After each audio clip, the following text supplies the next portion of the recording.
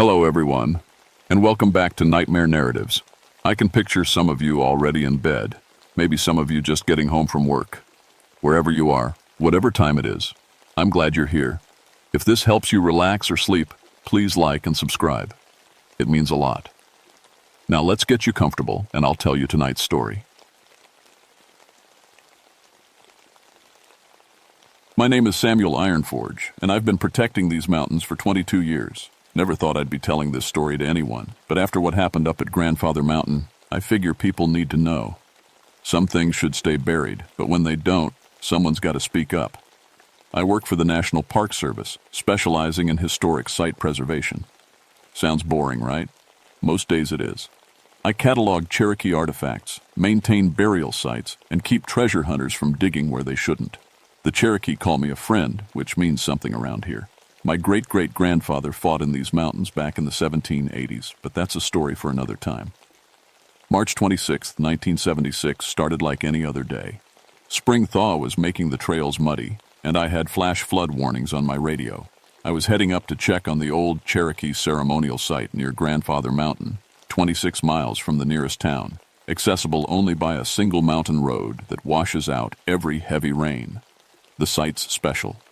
Ancient burial mounds dot the area, along with stone circles the Cherokee used for ceremonies hundreds of years ago. It's also where my ancestor and the Cherokee made their last stand against each other in 1782. Blood soaked into this ground long before I was born. I never believed the Cherokee stories about sleeping giants under the mountains. Joseph Standing Bear, an elder from the Eastern Band, used to tell me tales about stone guardians that protected sacred places. "Some things sleep until they're awakened, Sam," he'd say. "Better to let them rest." Old man talk, I thought. The first thing I noticed was the silence. No birds singing, no squirrels chattering. Even the wind had stopped. 22 years in these mountains, and I'd never heard such complete quiet. It felt wrong, like the forest was holding its breath. Then I saw the archaeological team's camp. 5 tents were still standing, but they were empty. Equipment scattered everywhere. Brushes, measuring tools, cameras lying in the mud. Dr. Sarah Chen from the university had permits to study the main burial mound. I'd talked to her just 3 days earlier. Smart woman, careful worker. She wouldn't just abandon her gear. I found them inside the burial mound. The ancient earthwork had collapsed inward, creating a crater about 15 feet across. At the bottom, I could see what was left of the 5-person team. I say what was left because their bones had been crushed to powder. Not broken, pulverized, like something had ground them up with tremendous pressure. But that wasn't the strangest part. Cherokee artifacts were arranged around the bodies in a perfect circle. Arrowheads, pottery shards, carved bone tools, items that should have been scattered throughout the mound, not placed in a deliberate pattern. The arrangement looked like a warning sign, though I couldn't read the message. I radioed for backup, but the static was so bad I could barely hear dispatch. Mountains interfere with radio signals, but this was different. It sounded like something was jamming the frequency on purpose. That's when I noticed the ground under my feet was warm. March in North Carolina can be cold, especially at this elevation. But the earth around the collapsed mound felt heated, like something was generating warmth from deep underground. I knelt and pressed my palm to the soil. It was definitely warm, and I could swear I felt a slow, steady pulse, like a massive heartbeat. The Cherokee warning totems started bleeding. These were wooden posts the tribe had placed around sacred sites, carved with symbols that meant, "Do not disturb." I'd seen them hundreds of times, weathered gray wood standing sentinel over burial grounds. But now, dark. Red sap was oozing from the carved symbols running down the posts like blood. My metal detector started going crazy. I always carry one to check for buried artifacts before any digging. The needle was spinning wildly, registering massive metallic content somewhere deep beneath the mound. But it wasn't pointing in different directions like it would for scattered objects. The needle pointed straight down, suggesting something huge and metallic was buried directly below. As I stood there trying to make sense of it all, I heard Tom Whitfield's voice on the radio. "Sam, you up at the ceremonial site?" Static filled the channel, but I could make out his words. Tom was my partner. a good ranger with 15 years' experience. Got a call about missing archaeologists. Need backup? Tom, stay away from here, I said into the radio. Something's not right. The whole team is dead, and... The radio went silent. Then I heard Tom's voice again, but it was different, distant, like an echo. Sam, I can see you up there. I'm coming up the trail. I looked down the mountain path. No sign of Tom's truck. No movement at all. But his voice had sounded close, like he was right beside me. Tom, where are you? I called into the radio. I don't see your vehicle. No answer, just static that almost sounded like breathing. That's when the ground beneath the burial mound started to bulge upward. I watched the earth rise like something was pushing up from underneath. The bulge grew slowly at first, then faster, until it was 3 feet high and growing. Cracks appeared around the edges, spider webbing out in perfect geometric patterns. The warmth in the ground increased. Now it felt hot, like standing over a furnace. Steam began rising from the cracks, carrying a smell I'll never forget. Metallic blood mixed with ancient earth and something else. Something that had been buried for centuries. My compass needle started pointing down instead of north. I've used the same compass for 15 years, never failed me once, but now the needle swung in a complete circle before settling in. One position, straight down toward the center of the burial mound. It was like something with tremendous magnetic power was pulling it from deep underground. That's when I heard the Cherokee elder's voice behind me. You need to leave this place, Sam Ironforge. I spun around. Joseph Standing Bear stood at the edge of the site, but something was wrong with how he looked. The old man seemed transparent, like morning mist with sunlight behind it. His eyes were solid black, no whites showing. Joseph, how did you get up here so fast? I've been here much longer than you know. His voice sounded like wind through dry leaves. Your people broke a sacred promise. Now the guardian wakes. What guardian? Joseph, we need to get help. 5 people are dead down there. The elder pointed to the rising mound. 5 more will join them unless you understand what your ancestor did in 1782. My blood went cold. What are you talking about? Samuel Ironforge fought Cherokee warriors here, but he also made a deal with our shaman. The stone guardian would sleep as long as sacred places remained untouched. Your great-great-grandfather signed the treaty in his own blood. I felt dizzy. That's impossible. I would have found records. Look in your jacket pocket. With shaking hands, I reached into my field jacket. My fingers found a folded paper I'd never put there. The parchment was old, yellowed with age. When I unfolded it, I saw familiar handwriting. My own handwriting.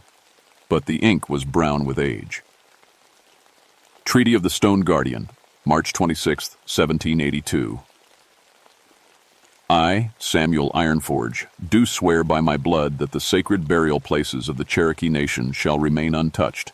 In return, the Stone Guardian will sleep beneath the earth.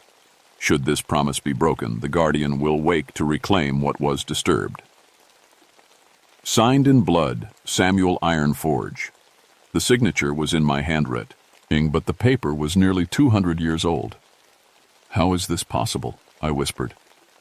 Time moves differently when dealing with ancient powers, Joseph said.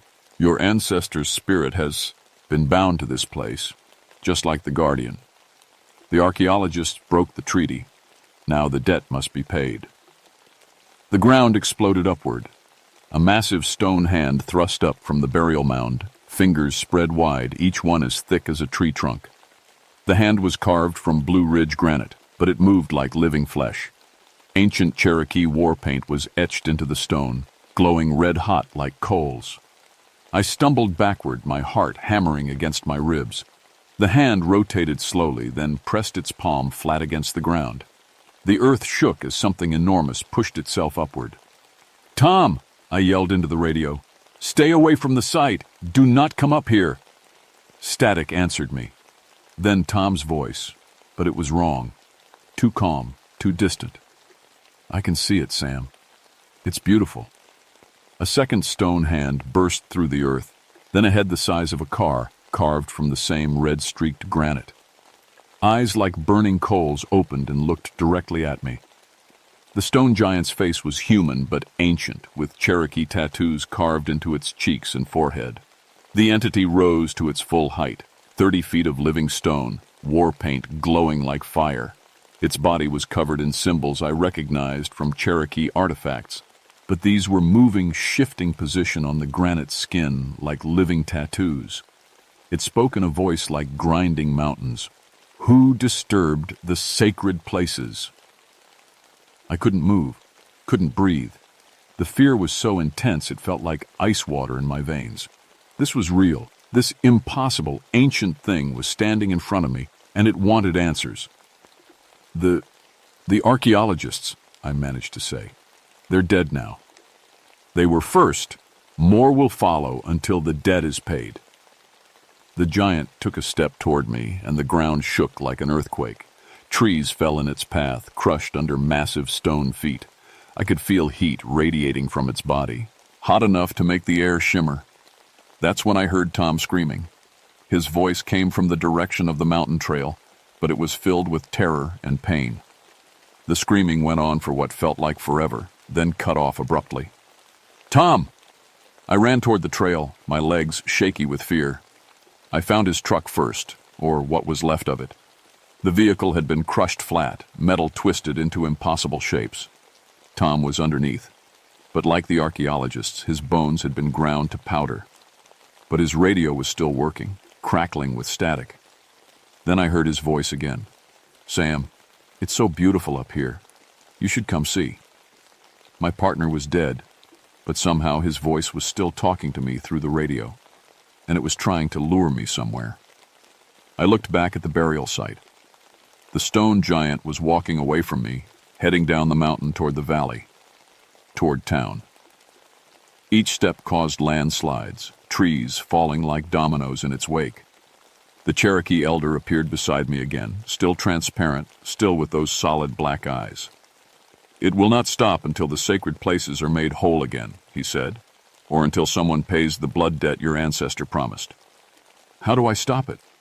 "The same way it was bound before.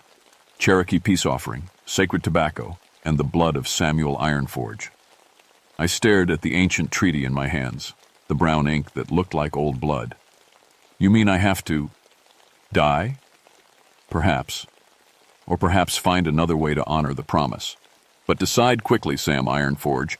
The Guardian grows stronger with each step toward the living." The stone giant was already half a mile down the mountain, leaving a path of destruction 30 feet wide. At this rate, it would reach the town in less than an hour. And somehow Tom's voice was still calling to me through the radio, trying to lead me into the same trap that had Key. Ildim. I had to get to town before the giant did. My truck started on the third try, engine reluctant in the cold mountain air.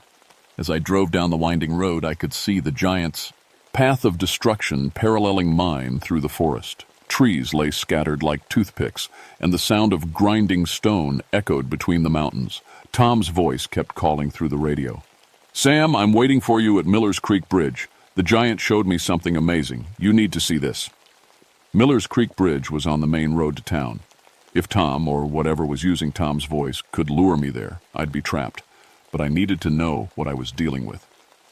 I parked a quarter mile from the bridge and approached on foot.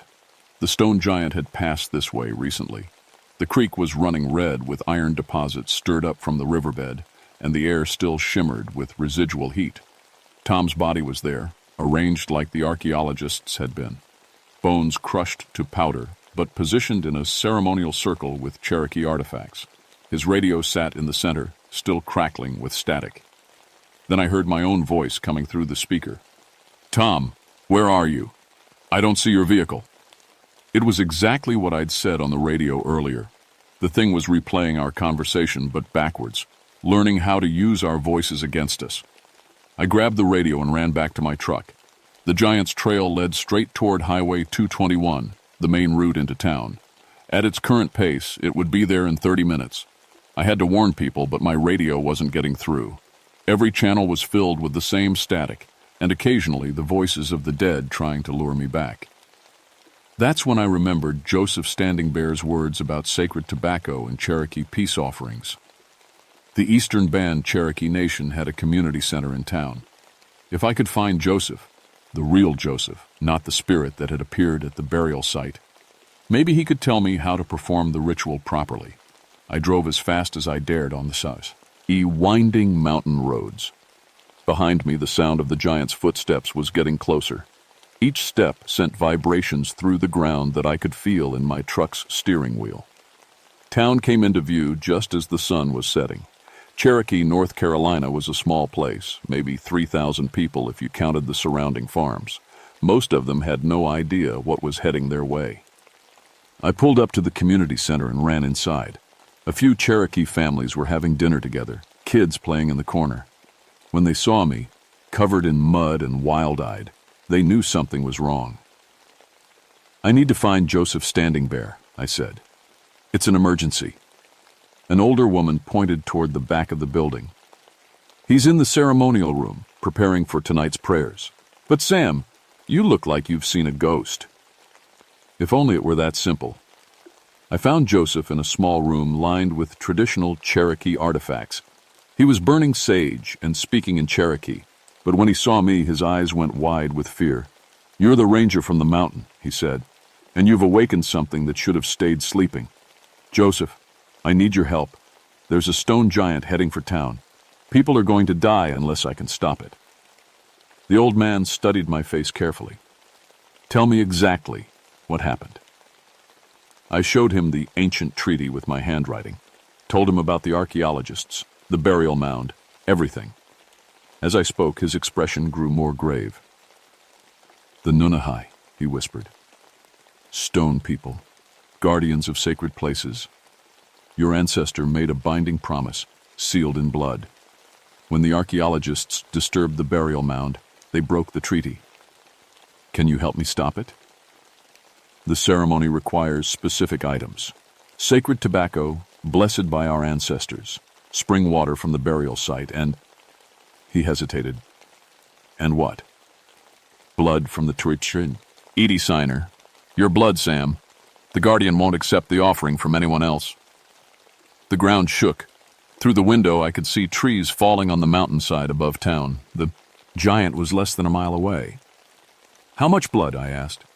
"Enough to show true sacrifice. Not necessarily death, but significant." Joseph gathered the sacred items while I tried to think. The treaty said the Guardian would sleep if sacred places remained untouched, but it was too late for that. The archaeologists had already disturbed the burial mound. Now I had to find another way to honor the agreement. "Joseph, what if we made the burial site sacred again, fixed what was disturbed?" The old man paused in his preparations. "It might work, but you'd have to return the artifacts to exactly where they were found, repair the burial mound, and offer your blood to seal the new promise." "But the site is destroyed. How can I—" The building shook as the giant's footsteps came closer. Through the window, I could see its massive form emerging from the tree line. 30 feet of living stone, war paint glowing like fire in the darkness. People were starting to notice. Car alarms went off as the vibrations set them off. Dogs howled throughout the town. Someone screamed. "There's no time to go back to the burial site," I said. "It has to be here." Joseph's eyes lit up with understanding. "The artifacts, the ones arranged around the bodies. Do you have them?" I'd collected the Cherokee items as evidence following standard procedure. They were in evidence bags in my truck. Arrowheads, pottery shards, carved bone tools, the same items the giant had arranged in warning circles. "I have them, but how does that help?" "If we can create a sacred circle here, in the center of town, and you offer your blood while returning the artifacts to Cherokee care, it might satisfy the treaty terms." The giant was now visible to everyone in town. Its burning eyes swept back and forth as it looked for something. When its gaze fell on the community center, those coal fire eyes locked onto mine, through the window. It knew I was here. "It's time to pay the debt, Samuel Ironforge." The voice was so loud it shattered windows throughout the building. Children were crying, adults screaming and running for their cars. But there was nowhere to run. The giant was blocking the main road out of town. Joseph, we have to do this now. The old man nodded grimly. Outside, in the parking lot, I'll create the sacred circle. We ran outside with the ceremonial items. Behind us, families huddled together, watching in terror as the impossible stone giant approached their town. Some people were trying to drive away, but the giant's footsteps had cracked the road in several places, making escape impossible. Joseph began arranging the artifacts in a traditional Cherokee pattern while chanting in his native language. I could smell the sacred tobacco burning, see the blessed spring water reflecting the giant's fiery glow. The stone guardian stopped 50 feet away from us. This close, I could see the intricate details carved into its granite skin. Battle scenes from Cherokee history, symbols of protection and vengeance, all moving and shifting like living tattoos. Samuel Ironforge, your ancestors' promise has been broken. I know, I called back, my voice barely audible over the sound of grinding stone. I'm here to make it right. The sacred places were disturbed. The dead were scattered. Blood must pay for blood. Joseph finished the ceremonial circle and beckoned me forward. In his hand was a traditional Cherokee knife, blade gleaming in the firelight from the giant's eyes. Offer your blood to the sacred circle, he said quietly. Promise that you'll protect the burial sites with your life. Mean it, Sam. The guardian will know if you're lying. I took the knife and stepped into the circle. The Cherokee artifacts seemed to glow with their own inner light now, responding to the ritual. Around us, the terrified townspeople watched in silence. I drew the blade across my palm. Blood dropped onto the sacred items, and immediately I felt something change in the air. A connection formed between me, the artifacts, and the ancient guardian towering above us. I, Samuel Ironforge, promise to protect the sacred burial places of the Cherokee Nation with my life, I said, my voice carrying clearly in the still air. I will restore what was disturbed and guard what should not be touched. I offer my blood to seal this promise. The giant's burning eyes stared down at me for a long moment. Then it spoke in a voice like distant thunder. The debt is acknowledged, but trust must be earned. The stone guardian raised one massive hand, and I thought it was going to crush me. Instead, it pointed to the mountain where the burial site lay destroyed. Restore the sacred places. Return the dead to proper rest. Prove your words with actions. Then something impossible happened. The giant began to shrink, not disappearing, but condensing itself into a smaller form. In moments, the 30-foot stone guardian had become a man-sized figure, still made of granite, but able to walk among us without destroying everything it touched. I will watch, it said. I will judge. And with that, it turned and walked back toward the mountains, leaving a trail of cracked asphalt, but no more destruction. The townspeople slowly emerged from hiding, staring at me like I'd grown a second head. I couldn't blame them. 5 minutes ago, they'd been going about their evening routines. Now they'd watched me bargain with a living mountain to save their lives. Joseph, standing bare, helped me bandage my bleeding hand. This is just the beginning, he said quietly. You've made a sacred promise. The guardian will hold you to every word. Over the next 3 days, I learned what that meant. First, I had to return to the burial site and properly enter the remains of the archaeological team. The giant watched from a distance as I worked, its granite form, now human-sized, but still unmistakably ancient and powerful. Every time I felt like giving up, those burning coal eyes reminded me that people's lives depended on my keeping this promise. The Cherokee community helped me restore the burial mound. We worked with hand tools, carefully replacing every stone and handful of earth exactly as it had been before the archaeologists arrived. Joseph led ceremonies to cleanse the site and apologized to the ancestors whose rest had been disturbed. But the hardest part was dealing with the official investigation. The Park Service wanted answers about 5 dead archaeologists and a missing ranger. Tom Whitfield was listed as disappeared, even though I knew the giant had crushed him to powder. How do you explain something like that in a government report? I told them there had been a landslide, unstable ground due to spring thaw. The burial mound had collapsed, tragically killing the research team. Tom had gone missing during the rescue attempt, probably fell into a crevasse that opened during the seismic event. They believed me because the alternative was impossible. But some people in town knew the truth. They'd seen the stone giant walking through their streets, felt their windows shake with each footstep. These witnesses stayed quiet, though. Mountain people understand that some things are better left unspoken. The Cherokee community accepted me as a guardian of their sacred places. It wasn't an honor I'd asked for, but it was one I'd earned with blood. Joseph Standing Bear began teaching me the proper ceremonies, the right way to approach burial sites, how to read the warning signs when something was disturbed. The guardian won't always be so merciful, he warned me. Stone people have long memories and little patience. You must never let sacred places be disturbed again.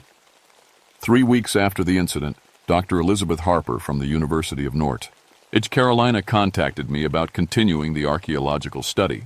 She'd heard about the landslide that killed Dr. Chen's team and wanted to resume their work with better safety precautions.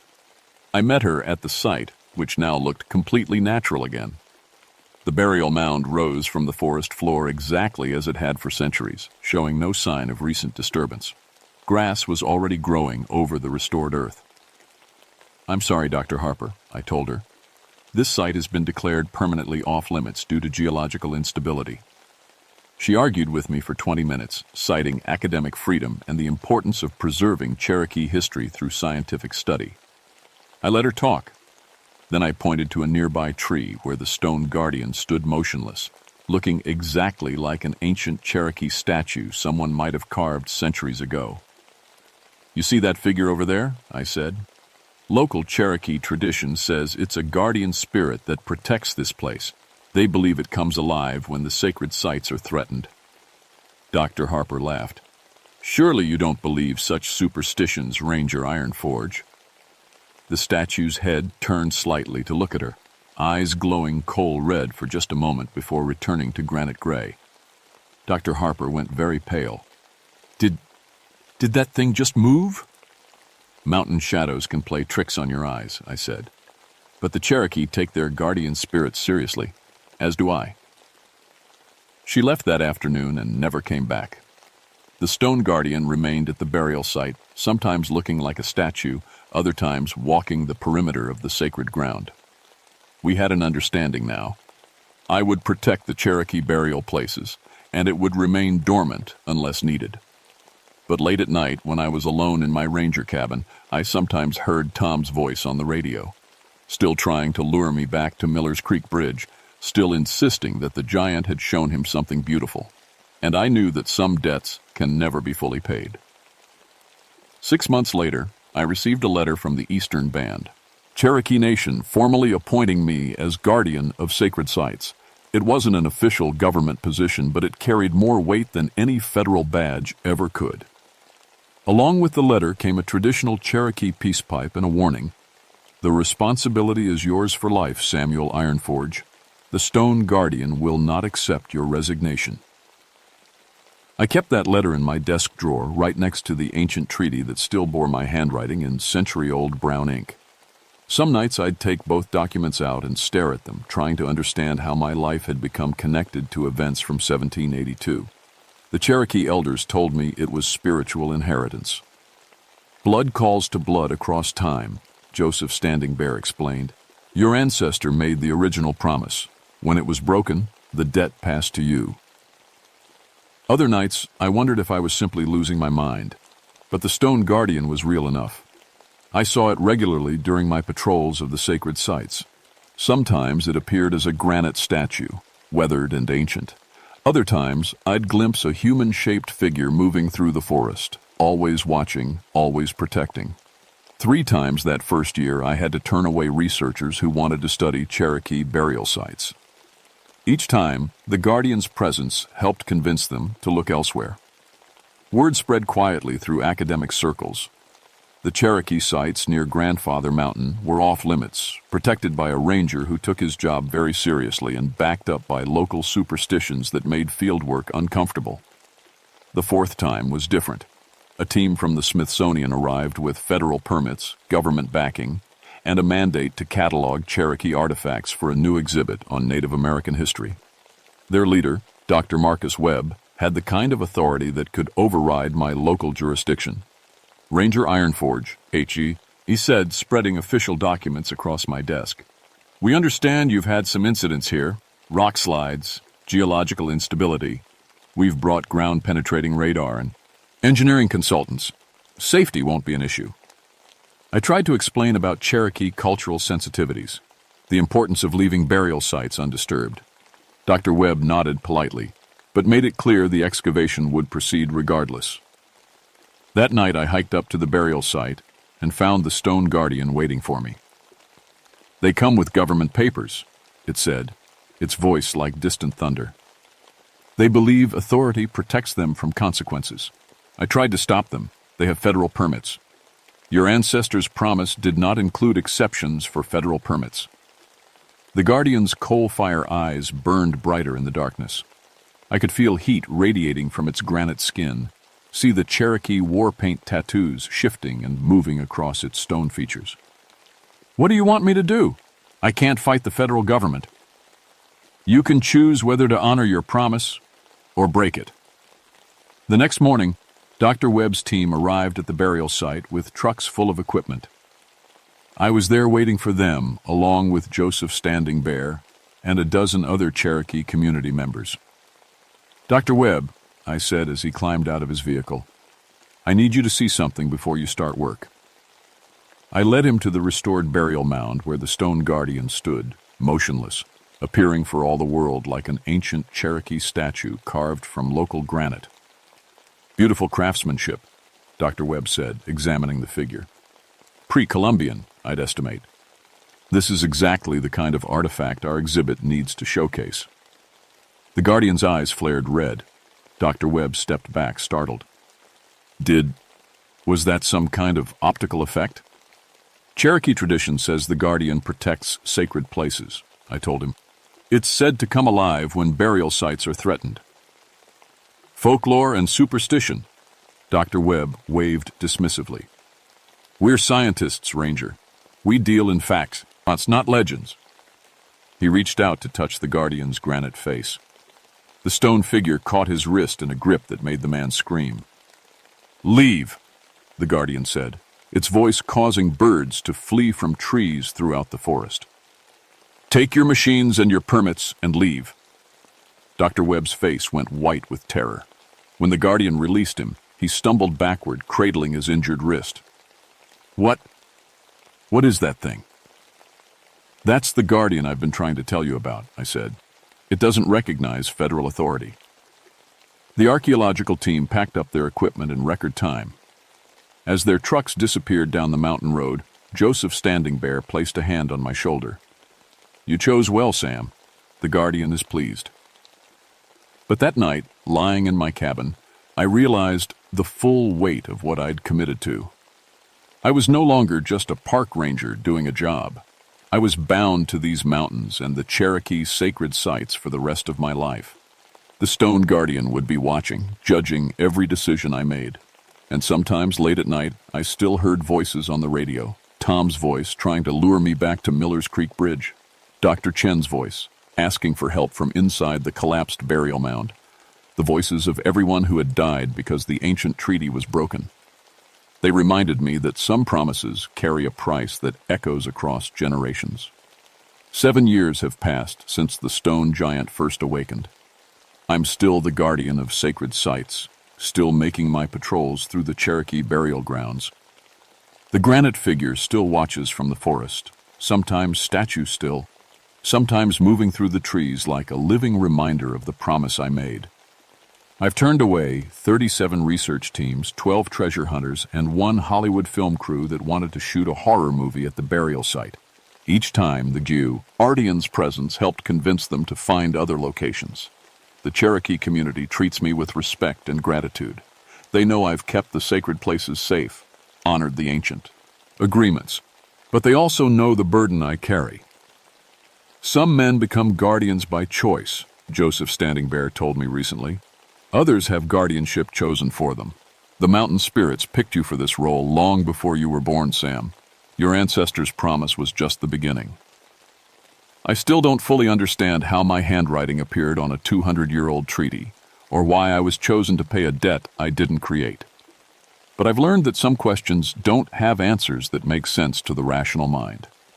What I do know is this: the Cherokee burial sites remain undisturbed, the sacred places are protected, and the stone guardian sleeps peacefully in its forest home. And on quiet nights, when the wind blows just right through the mountains, I can hear the voices of the ancestors whispering their approval. But I also hear other voices, the ones that call from Miller's Creek Bridge, promising to show me beautiful things if I'll just come and see. Some debts can never be fully paid. Some guardians never rest, and some promises bind not just the person who makes them, but their bloodline for generations to come. My name is Samuel Ironforge, and this is my story. I tell it to you now as a warning. Some things should stay buried. Some places should remain untouched. And some ancient promises should never be broken. Because when they are, someone has to pay the price. And the stone guardians never forget.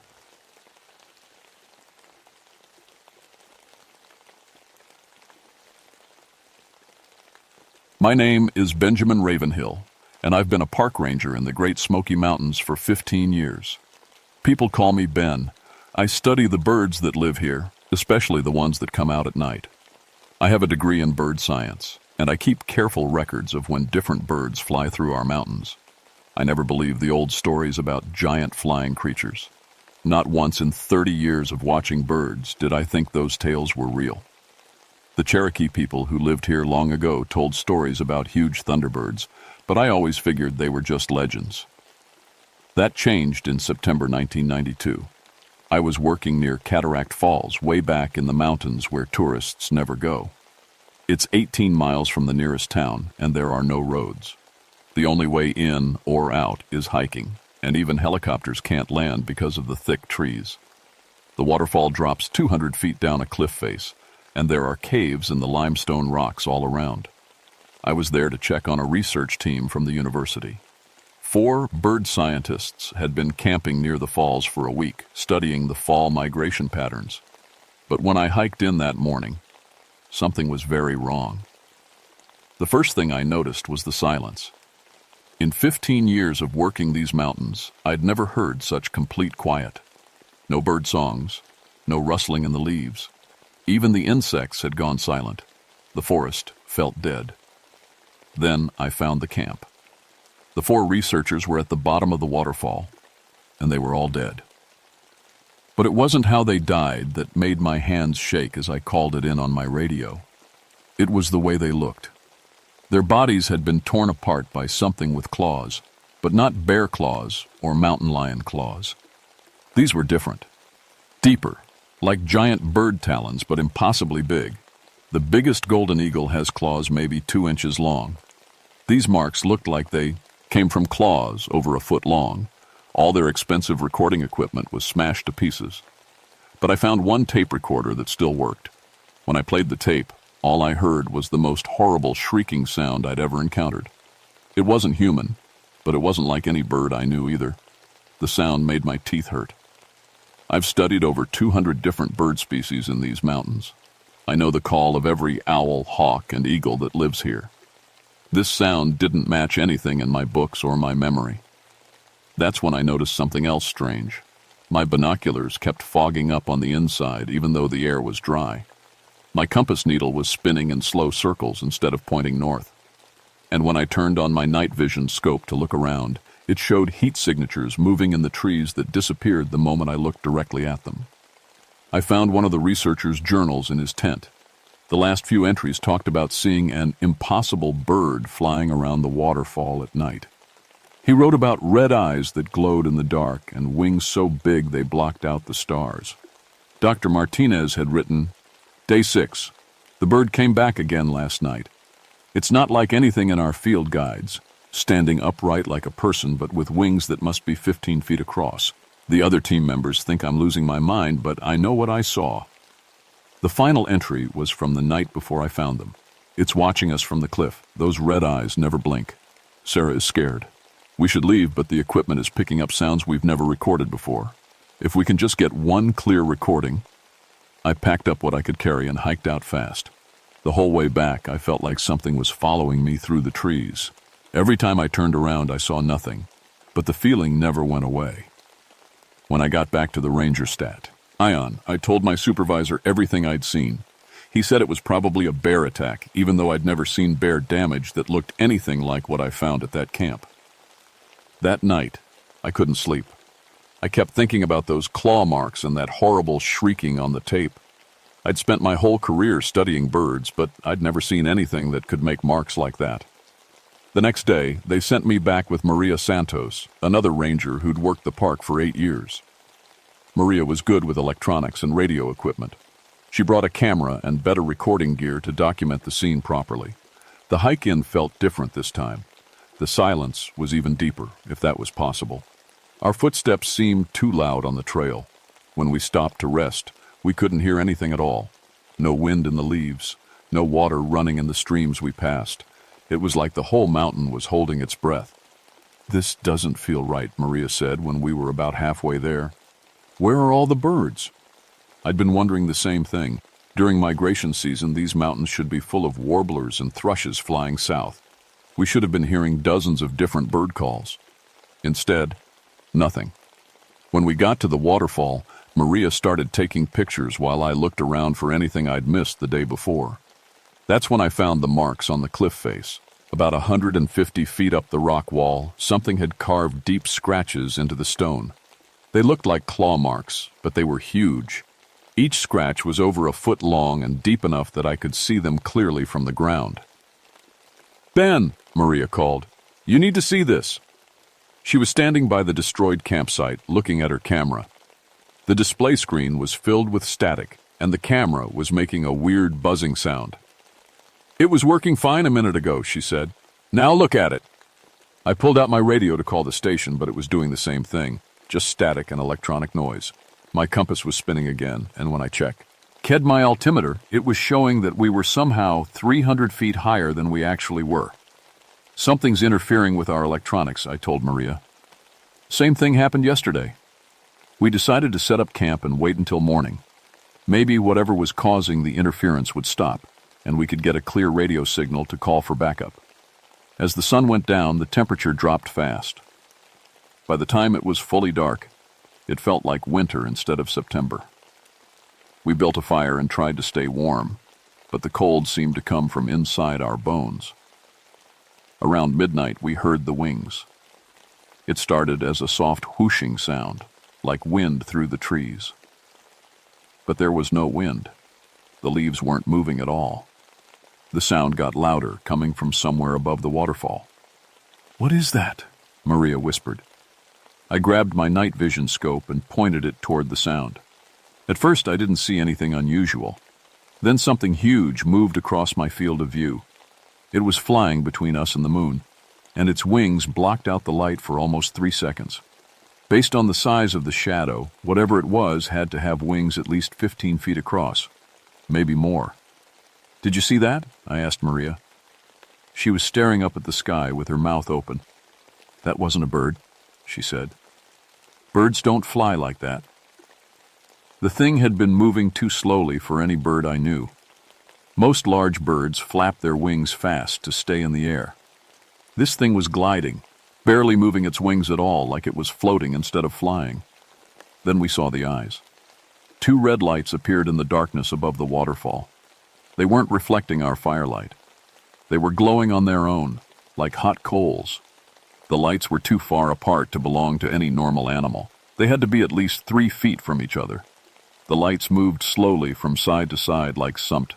Hing was turning its head back and forth, looking around, looking for something, looking for us. "We need to get out of here," Maria said. She was trying to pack up her equipment with shaking hands. But before we could move, the red lights started coming down toward us. I could hear the wings beating now, slow and powerful. Each beat made a sound like a huge flag flapping in a strong wind. Whatever it was big enough that I could feel the air moving when its wings came down. "Run!" I told Maria. We grabbed our backpacks and ran toward the trail, but we'd only made it about 50 yards when Maria screamed. I turned around and saw her pointing up at the sky. The thing was right above us now, so close that I could make out its shape against the stars.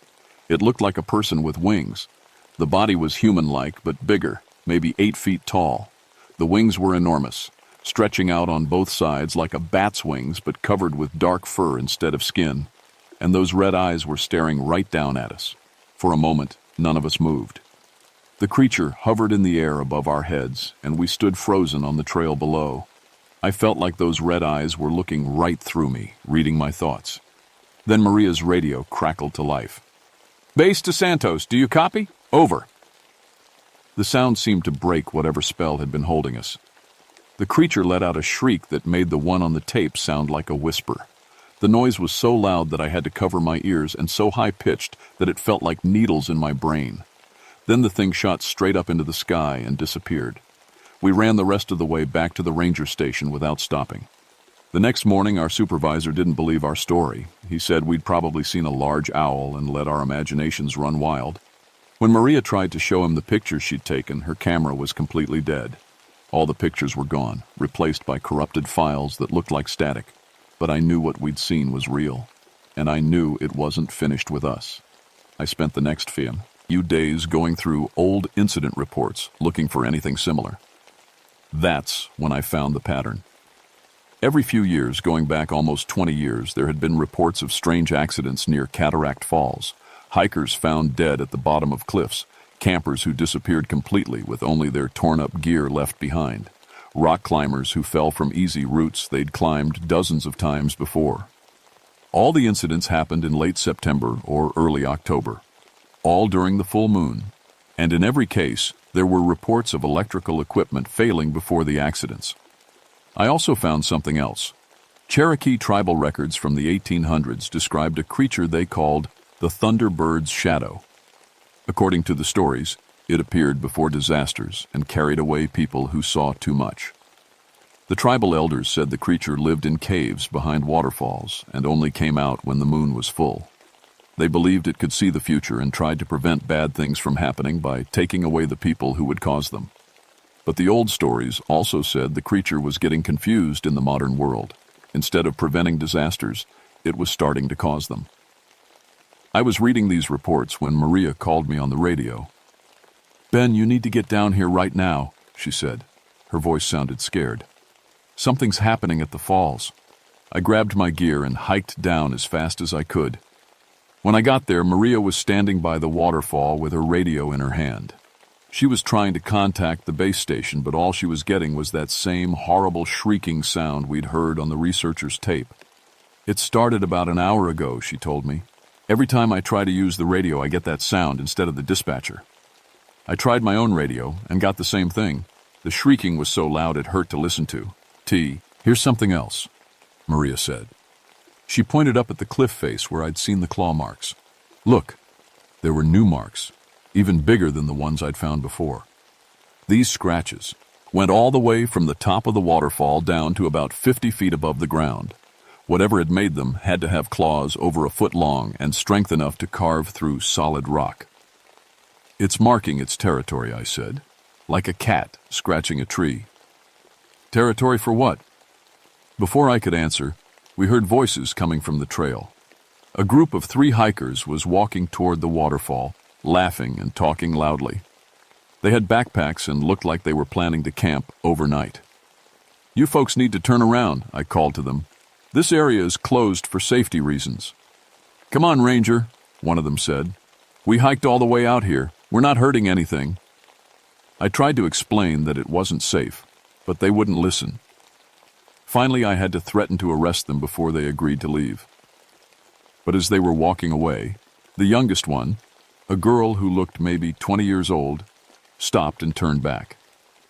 "Did you guys see that?" she asked. We all looked where she was pointing.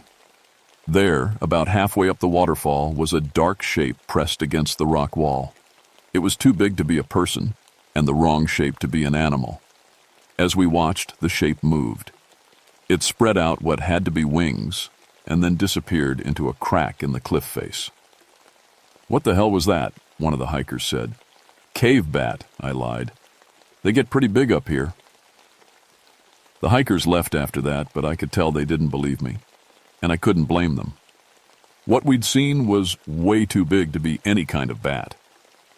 That night, Maria and I took turns keeping watch. We'd brought sleeping bags and planned to camp near the waterfall to see if the creature would come back. Around 2 a.m., it was my turn to watch while Maria slept.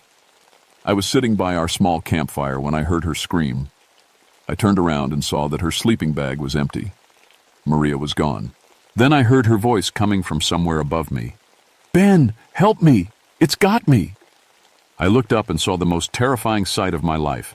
The creature was flying about 100 feet above the ground, and it was carrying Maria in its claws. She was struggling and screaming, but the thing's grip was too strong for her to break free. I grabbed my flashlight and pointed it up at them. In the beam of light, I could see the creature clearly for the first time. It was even bigger than I'd thought.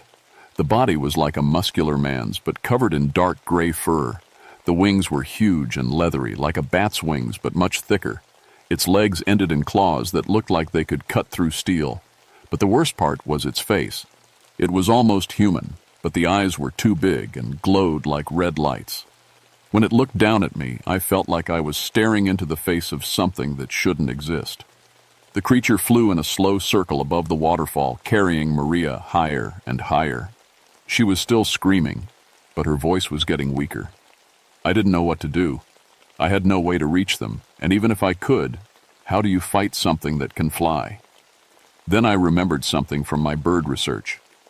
Many birds can be confused or scared by high-frequency sounds. I had a device in my pack that played recorded bird distress calls, used to study how different species react to danger signals. I pulled out the device and turned it to the highest frequency setting. The sound it made was so high-pitched that I could barely hear it, but I knew it was there. The effect was immediate. The creature let out a shriek of pain and anger. Its flight became unsteady, and it started dropping toward the ground, but it was still holding Maria. I kept the device pointed at the creature and followed it as it flew lower and lower. When it was about 50 feet above the waterfall, it finally let go. Maria fell into the deep pool at the base of the falls. I jumped in after her and pulled her to shore.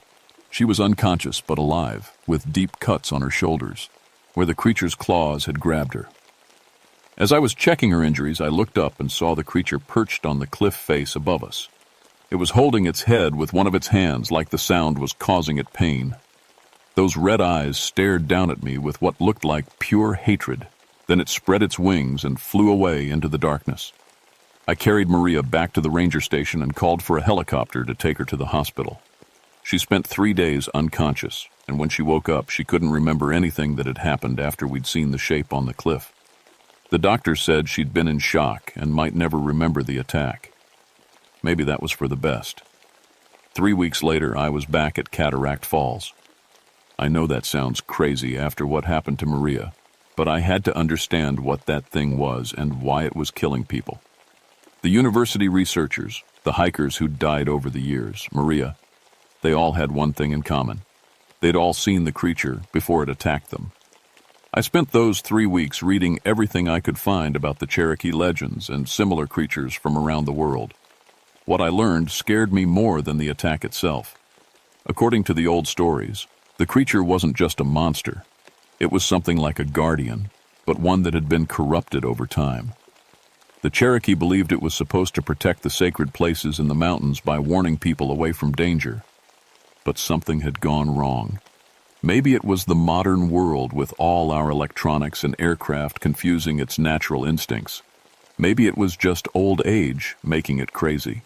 Whatever the reason, instead of warning people away, it had started killing them. The legend said it was drawn to electromagnetic activity, which explained why our radios and cameras always failed around it. They also said it could see into the future, which was why it appeared before disasters. But the most important thing I learned was that the creature had a weakness. High-frequency sounds could hurt it, just like I discovered when I saved Maria. The Cherokee had used bone whistles and drums to drive it away when it became dangerous. I went back to the waterfall armed with every high-frequency device I could find. Bird distress calls, dog whistles, even a small ultrasonic pest repeller. If the creature came for me, I wanted to be ready. I didn't have to wait long. As soon as the sun went down, the temperature dropped and the electromagnetic interference started. My radio filled with static and my compass began spinning in circles. Then I heard the wings. This time, I was ready for it. As soon as I saw those red eyes in the darkness above me, I turned on all my devices at once. The creature's shriek of pain echoed off the cliff walls. It dropped out of the sky and landed about 50 feet away from me on the other side of the waterfall. In the light of my flashlight, I could see it clearly. It was even more terrifying up close than it had been in the air. Standing upright, it had to be at least 8 feet tall. Its wings were folded against its back, but I could see they were huge. The muscles in its arms and chest looked strong enough to tear a person apart without effort. But what scared me most were its eyes. They weren't just glowing red lights. They were intelligent eyes, and they were full of anger and pain. The creature took a step toward me, and I increased the volume on my devices. It stopped and shook its head, like it was trying to clear away the sound. We stared at each other across the waterfall for what felt like hours, but was probably only a few minutes. I could see it was fighting against the pain from the high-frequency sounds, trying to get close enough to grab me. Then it did. It's something I didn't expect. It spoke. The voice was like gravel and wind, barely human, but clear enough to understand. "You see too much," it said. "You bring others. You disturb the sacred places." "I'm just doing my job," I said, trying to keep my voice steady. "I study birds. I don't want to hurt anything. Your machines hurt the sky, drive away the real birds, make me confused." I started to understand. The creature wasn't just a mindless monster. It was trying to protect something, but it couldn't tell the difference between people who meant harm and people who were just doing research. "I can help," I said. "I can keep people away from here. You don't have to kill anyone." The creature tilted its head, like it was thinking about what I'd said. For a moment I thought maybe we could reach some kind of understanding. Then a helicopter appeared over the tree line. I'd forgotten that Maria had called for backup before she was attacked. The rescue team was finally arriving, 3 weeks late, but with full military gear and bright searchlights. The helicopter's spotlight hit the creature, and everything went wrong. The bright light seemed to drive it into a rage. It let out a shriek that was louder than anything I'd heard before and launched itself into the air. The helicopter pilot tried to maneuver away, but the creature was faster. I watched in horror as the creature grabbed the helicopter's landing skids. The pilot fought to stay in the air, but the creature's weight was too much. They started spinning toward the ground. At the last second, the creature let go and flew toward me instead. I was ready for it. As it dove down, claws extended, I pointed all my sound devices directly at it and turned them up to maximum volume. The creature hit me like a truck, but the sounds were affecting it too. Its claws scraped against my jacket but didn't get a solid grip. We tumbled together toward the edge of the waterfall. For a moment, we were both falling toward the rocks below. I could feel the creature's claws trying to grab me, probably planning to carry me away like it had done to Maria. But the high-frequency sounds were still playing from the devices in my backpack. Even while falling, the creature was in too much pain to get a good grip on me. I hit the water at the base of the falls. When I surfaced, the creature was gone. The helicopter had managed to land safely on the other side of the waterfall. The rescue team pulled me out of the water and checked me for injuries. I had some deep scratches and a lot of bruises, but I was alive. As they were loading me into the helicopter, I looked back at the cliff face one last time. The creature was there, perched on a ledge about halfway up the waterfall. It was watching us leave, but it made no move to attack. Those red eyes followed us until we disappeared over the tree line. The official report said I'd fallen into the waterfall during a routine patrol and been rescued by a helicopter crew. No mention of any creature, no mention of the researchers who'd been killed or Maria's attack. The Park Service transferred me to a desk job in Nashville the next month. They said I needed time to recover from my accident, but I knew the real reason. They didn't want me going back to Cataract Falls. I didn't fight the transfer. The truth is, I couldn't handle being in the mountains anymore. Every time I heard a bird call or saw something move in my peripheral vision, I would freeze up with panic. The doctors called it PTSD, but I knew what it really was. I was afraid of the sky. Maria recovered from her injuries, but she never went back to field work either. She took a job with the Park Service's computer department and moved to a city apartment where she couldn't see any large birds from her windows. Sometimes we talk on the phone. She still can't remember what happened that night, and I've never told her. Some things are better forgotten. But I haven't forgotten. Every septi. Ember, around the time of the full moon, there are reports of electromagnetic disturbances near Cataract Falls. Hikers' GPS devices stop working. Cell phones lose signal for no reason. Compasses spin in circles. The Park Service has started quietly discouraging people from camping in that area during migration season. They cite increased bear activity and unstable rock formations. But I know the real reason. The creature is still there. I still study birds, but only from books now. I can't bring myself to use binoculars or go bird watching. The sight of anything with wings larger than a robin makes my hands shake.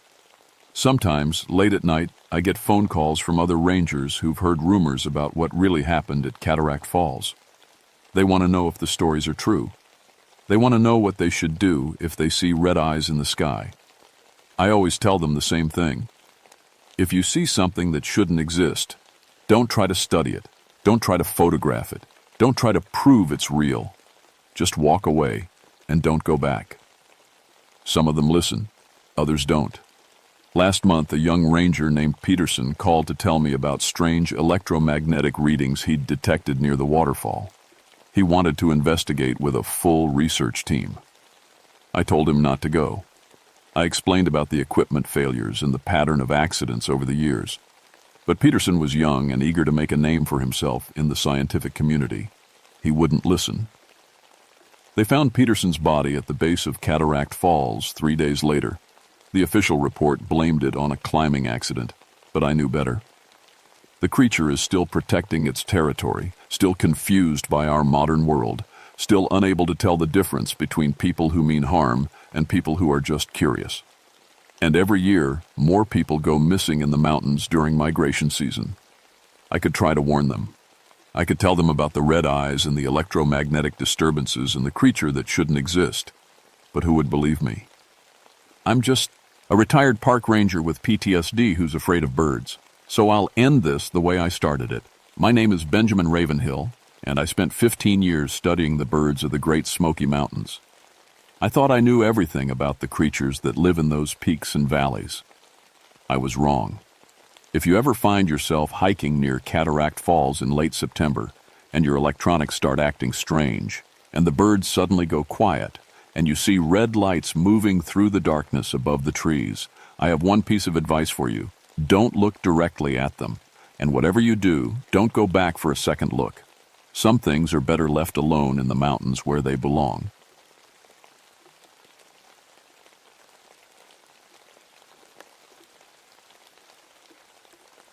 My name is Gabriel Shadowbrook, and I've been patrolling these mountains at night for 19 years. People think it's strange that I prefer working in the dark, but the truth is simple. I can't sleep anyway. Haven't been able to since I was a kid, so why not put the insomnia to good use? Shenandoah National Park covers a lot of ground, but my section is special. I work the remote areas near Old Rag Mountain, about 22 miles from Skyline Drive. Out here, there's no street lights, no car headlights, nothing but stars and whatever I bring with me. It's perfect for catching poachers, and I'm good at it. 23 arrests in the last 5 years, all at night. Most rangers think I'm weird. They call me the night owl behind my back. But Patricia Mills, she's different. She works the day shift in my area, and we swap notes every morning. Good woman, Patricia. Been doing this almost as long as me. The heat wave started in early August. Hadn't rained in 6 weeks, and the forest was dry as paper. Fire danger was through the roof. But that's not what made this August different. What made it different was the Hendricks family. I found them on August 15th, just after midnight. Family of 6 from Maryland, camping near the old granite cliffs. They'd set up a nice site by the natural spring. Smart choice, given how hot it was. Problem was, they were all dead. Now, I've seen death before. Car accidents, heart attacks, even a bear mauling back in '78. But nothing like this. The Hendricks family looked like they were sleeping. Perfect position, no signs of struggle, no wounds I could see. But they were cold, stone cold, and there wasn't a drop of blood in any of them. I called it in, of course. Had to hike back to my truck to use the radio. The whole way I kept thinking about how peaceful they looked. Too peaceful. Like they'd just laid down and emptied out. The weird part was their shadows. I know this sounds crazy, but when I shined my flashlight around the campsite, their shadows didn't look right. Too dark, maybe. Too sharp. And they seemed to stick around longer than they should have when I moved the light. But that was probably just stress. Had to be. The medical examiner came up the next day with Patricia. Doc Peterson. Nice guy. Been doing this for 30 years. He looked at those bodies for 3 hours, then pulled me aside. Gabriel, he said, I've never seen anything like this. Complete blood loss, but no wounds, no punctures, no cuts, nothing. It's like their blood just left. Patricia was quiet during the whole examination. She helped bag the personal items, took photos, did everything by the book.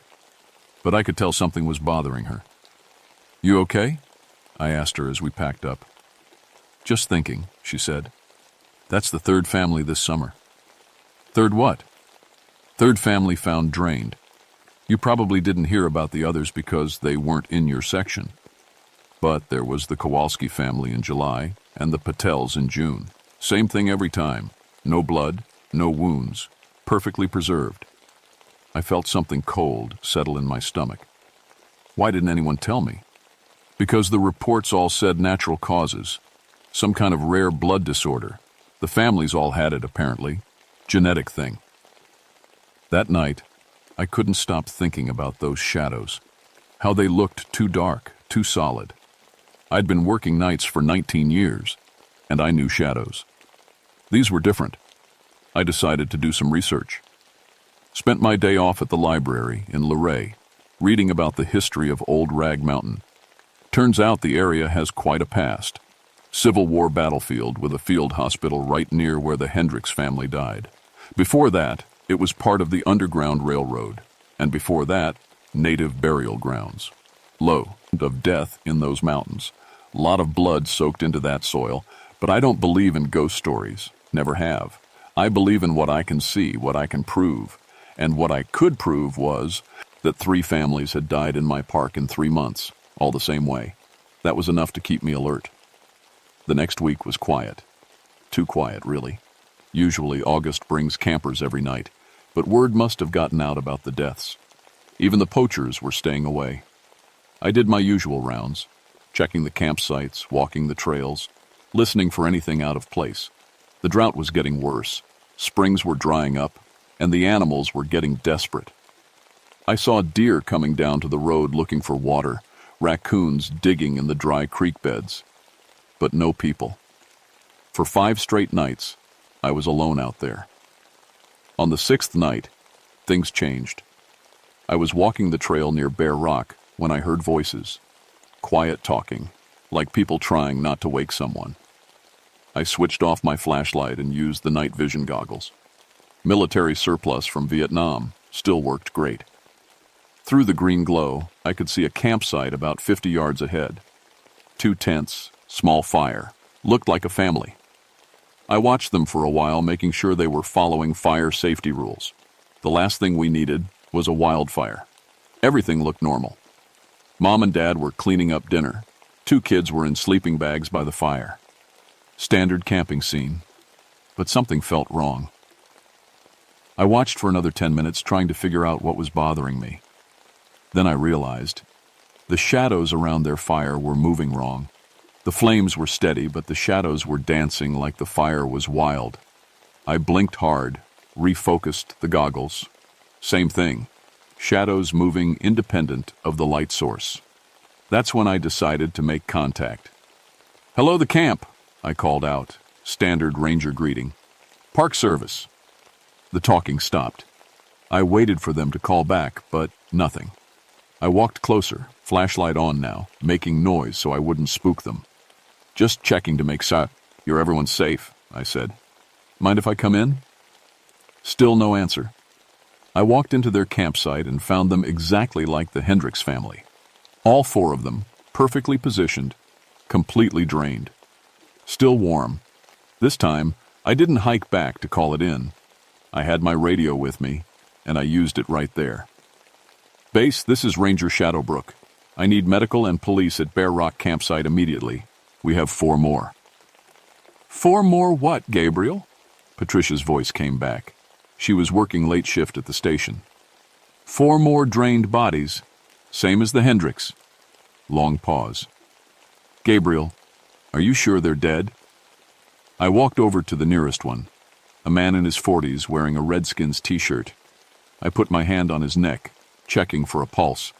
His skin was cold, but not cold like he'd been dead for hours.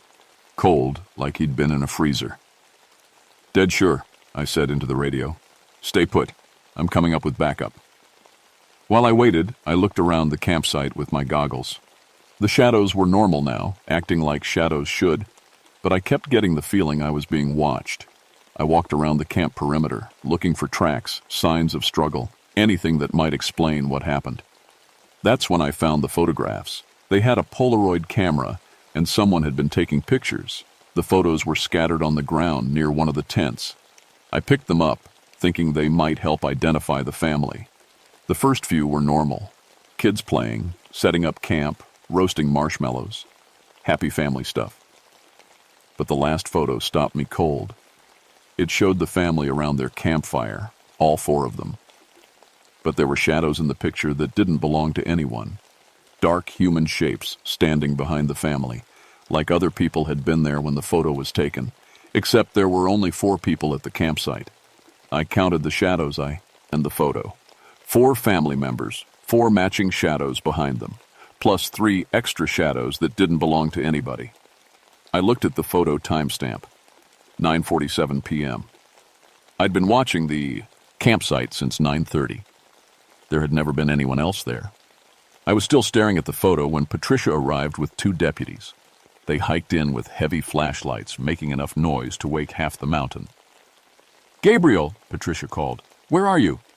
Here, I called back, pocketing the photo. Patricia took one look at the bodies and cursed. Same as before? Exactly the same. We went through the same routine. Medical examiner, body bags, evidence collection. The official cause of death would be the same mysterious blood disorder. The photo I'd found would disappear into some file cabinet, and everyone would pretend this was normal. But I kept thinking about those extra shadows, 3 of them, standing right behind the family. And I couldn't shake the feeling that they'd been there the whole time, even when I was watching through the goggles. I just hadn't been able to see them.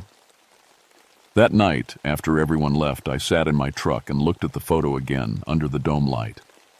The shadows were definitely human-shaped, but they were too dark, like they absorbed light instead of just blocking it.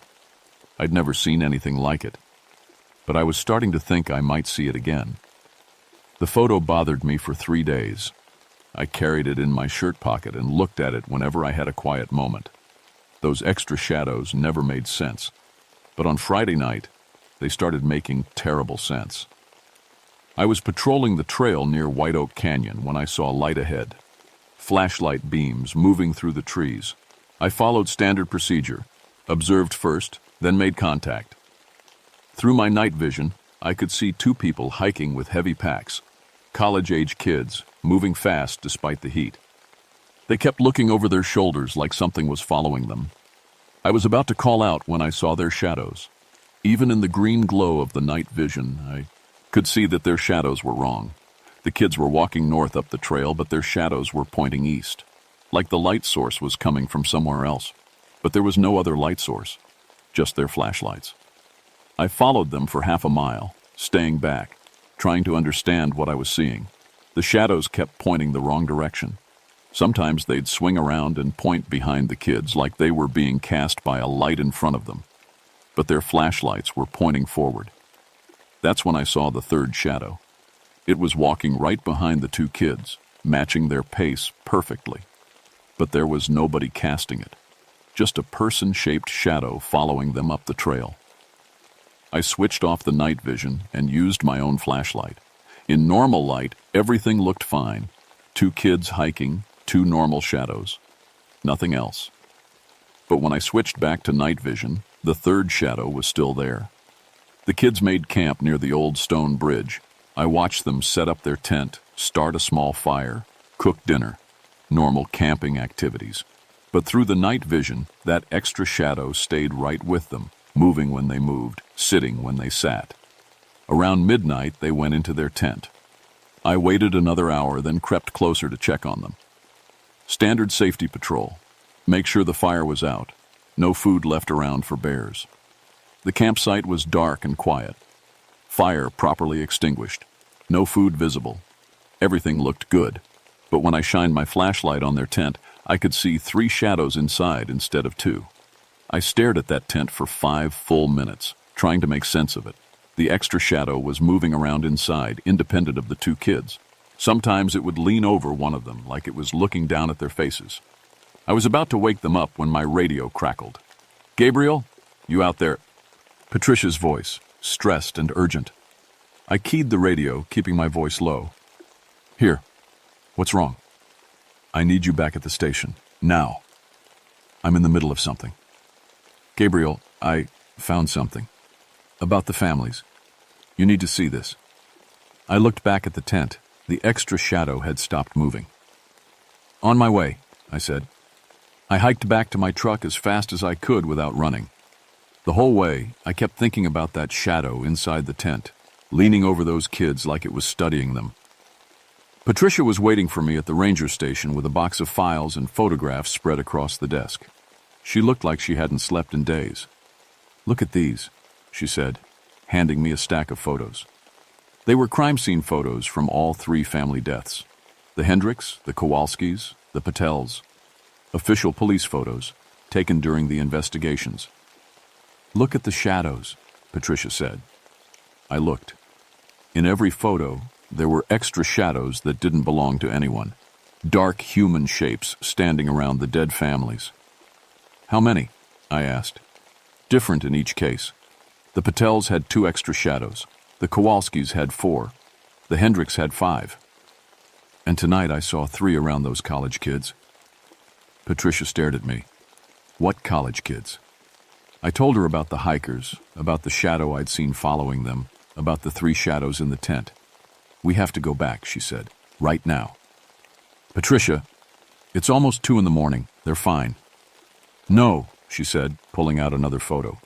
"They're not fine. Look at this." It was a photo I hadn't seen before, taken at the Kowalski campsite. It showed the family around their fire, with the extra shadows standing behind them. But this photo was different. The shadows had faces. Not human faces. Something else. Dark spaces where faces should be, but with features you could almost make out. Eyes that reflected light like an animal's. Mouths that were too wide. "Jesus," I whispered. "We have to go back," Patricia said again. We took her truck and drove as close to the stone bridge as the fire, roads would allow. Then we hiked in with heavy-duty flashlights and emergency flares. The campsite was quiet when we got there. Too quiet. No night sounds. No insects. Nothing. The tent was still standing, but when I shined my light on it, I could see it was empty. "Where are they?" Patricia whispered. I walked around the campsite looking for signs of struggle, tracks, anything. The sleeping bags were still laid out inside the tent. Their backpacks were still there, but no people. That's when I saw the shadows on the ground. Even with our bright flashlights, there were shadows near the tent that didn't belong to us. Human-shaped shadows lying on the ground like someone had been sleeping there, but there was nobody to cast them. "Patricia," I said quietly, "shine your light over here." She pointed her flashlight at the strange shadows.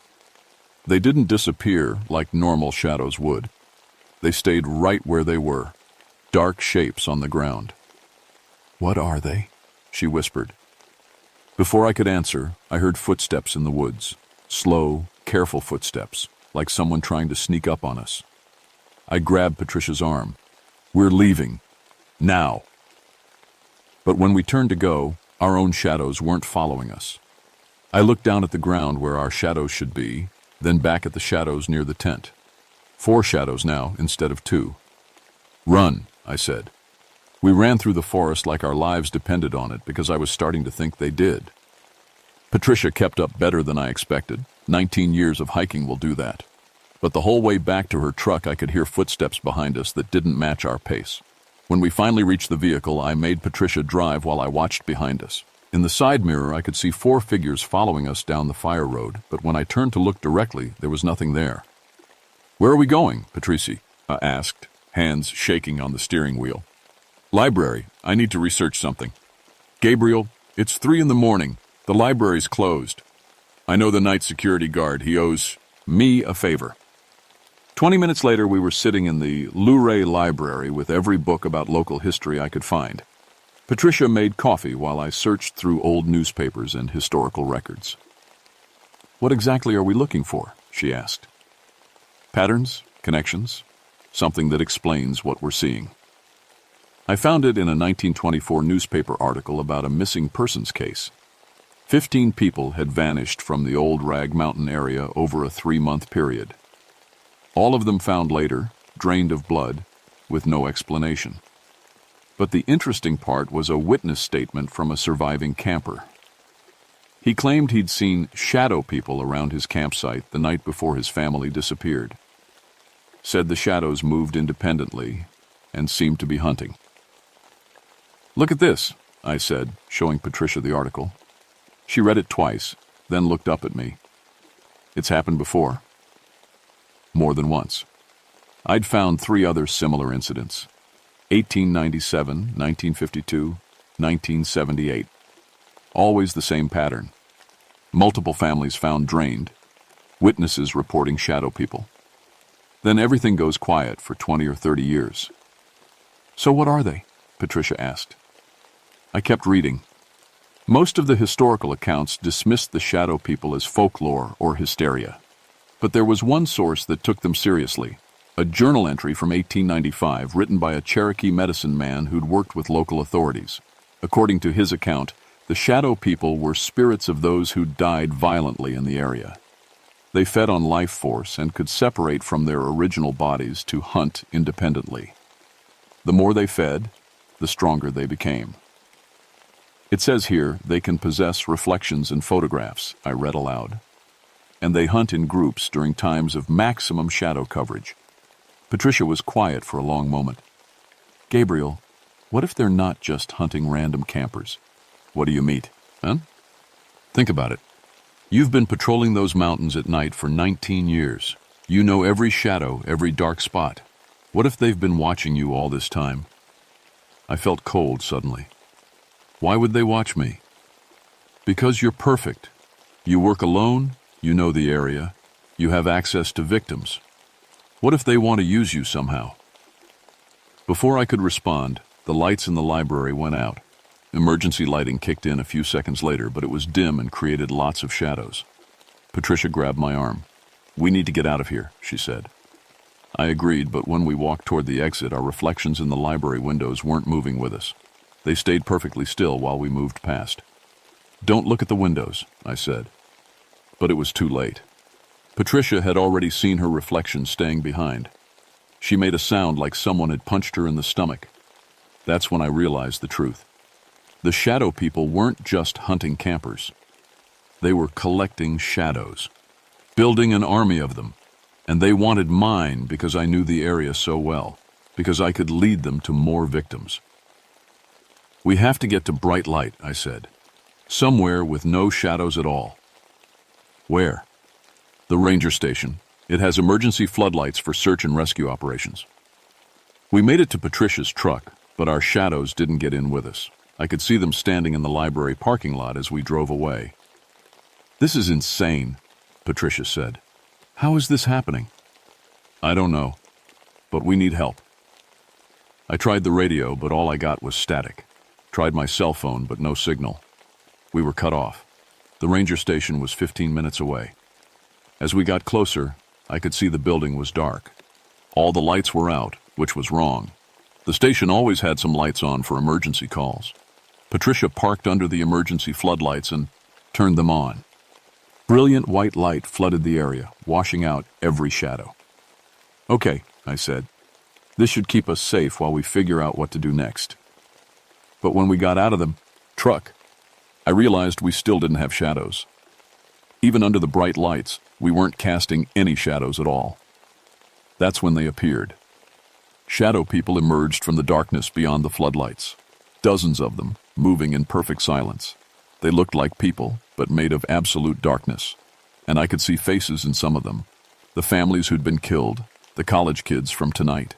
They couldn't come into the bright light, but they surrounded us completely, waiting. "Gabriel," one of them spoke. It sounded like my own voice, but hollow. "Join us." I looked closer and realized it was true. One of the shadow people had my shape, my posture. It was my shadow, separated from me somehow. "You belong with us," it said. "You've been feeding us for years." "I never fed you anything." "Every victim you found, every body you reported, you led us to them first." I felt sick. It was true. I'd been the first to find all the families. I'd been patrolling the areas where they died. "It wasn't your fault," Patricia said beside me. "You were just doing your job." But the shadow version of me kept talking. "Come with us now. Become one of us. Help us feed forever." "No," I said. I grabbed one of the emergency flares from the station supplies, military grade, designed to burn for 30 minutes in all weather. I cracked it and held it high. The brilliant red light pushed the shadow people back even further than the floodlights. "Patricia, get more flares. We're getting out of here." She ran to the supply cabinet while I held them back. But I could see more shadow people appearing at the edge of the light, including Patricia's shadow, which had apparently been separated too.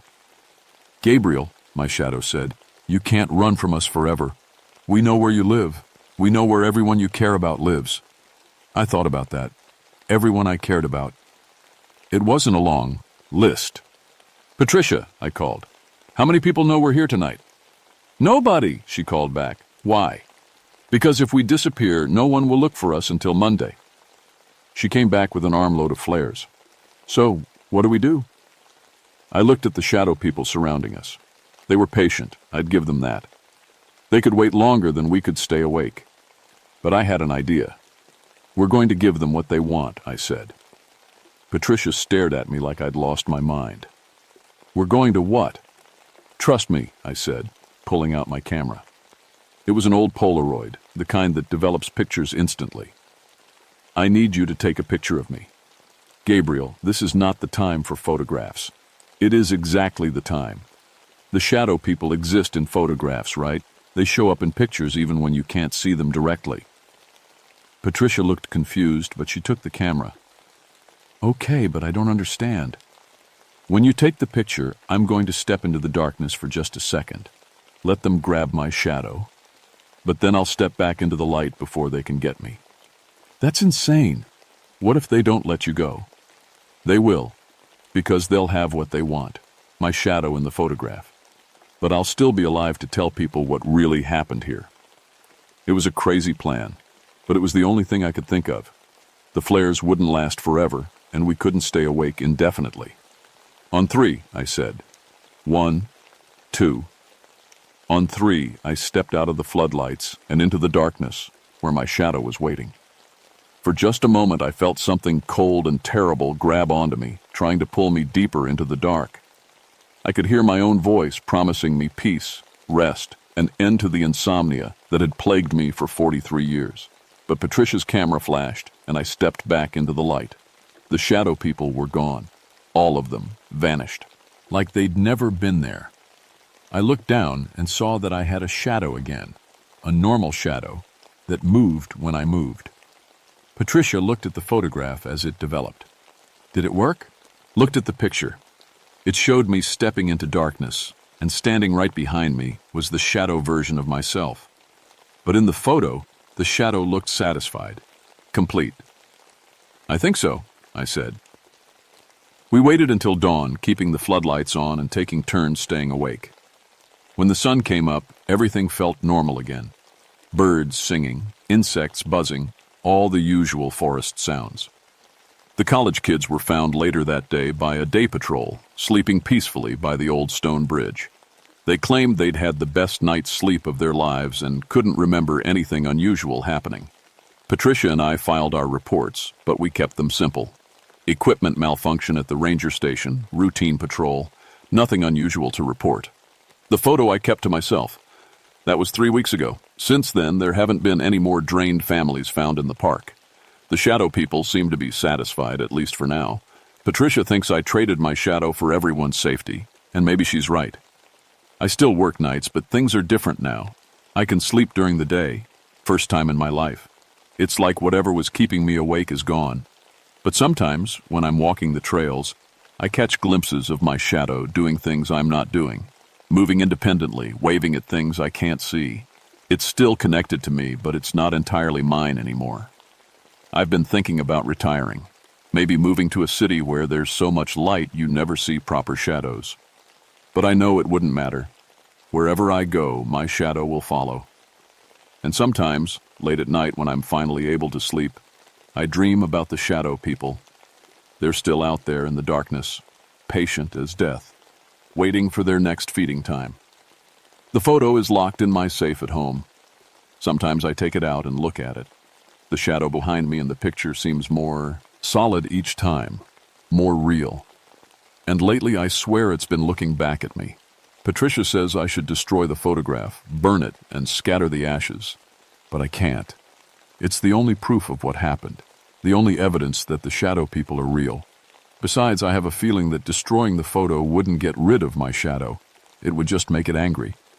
So I keep the picture, and I keep working nights, and I keep watching the shadows in Shenandoah National Park. Because someone has to. Someone has to know what's really out there in the dark.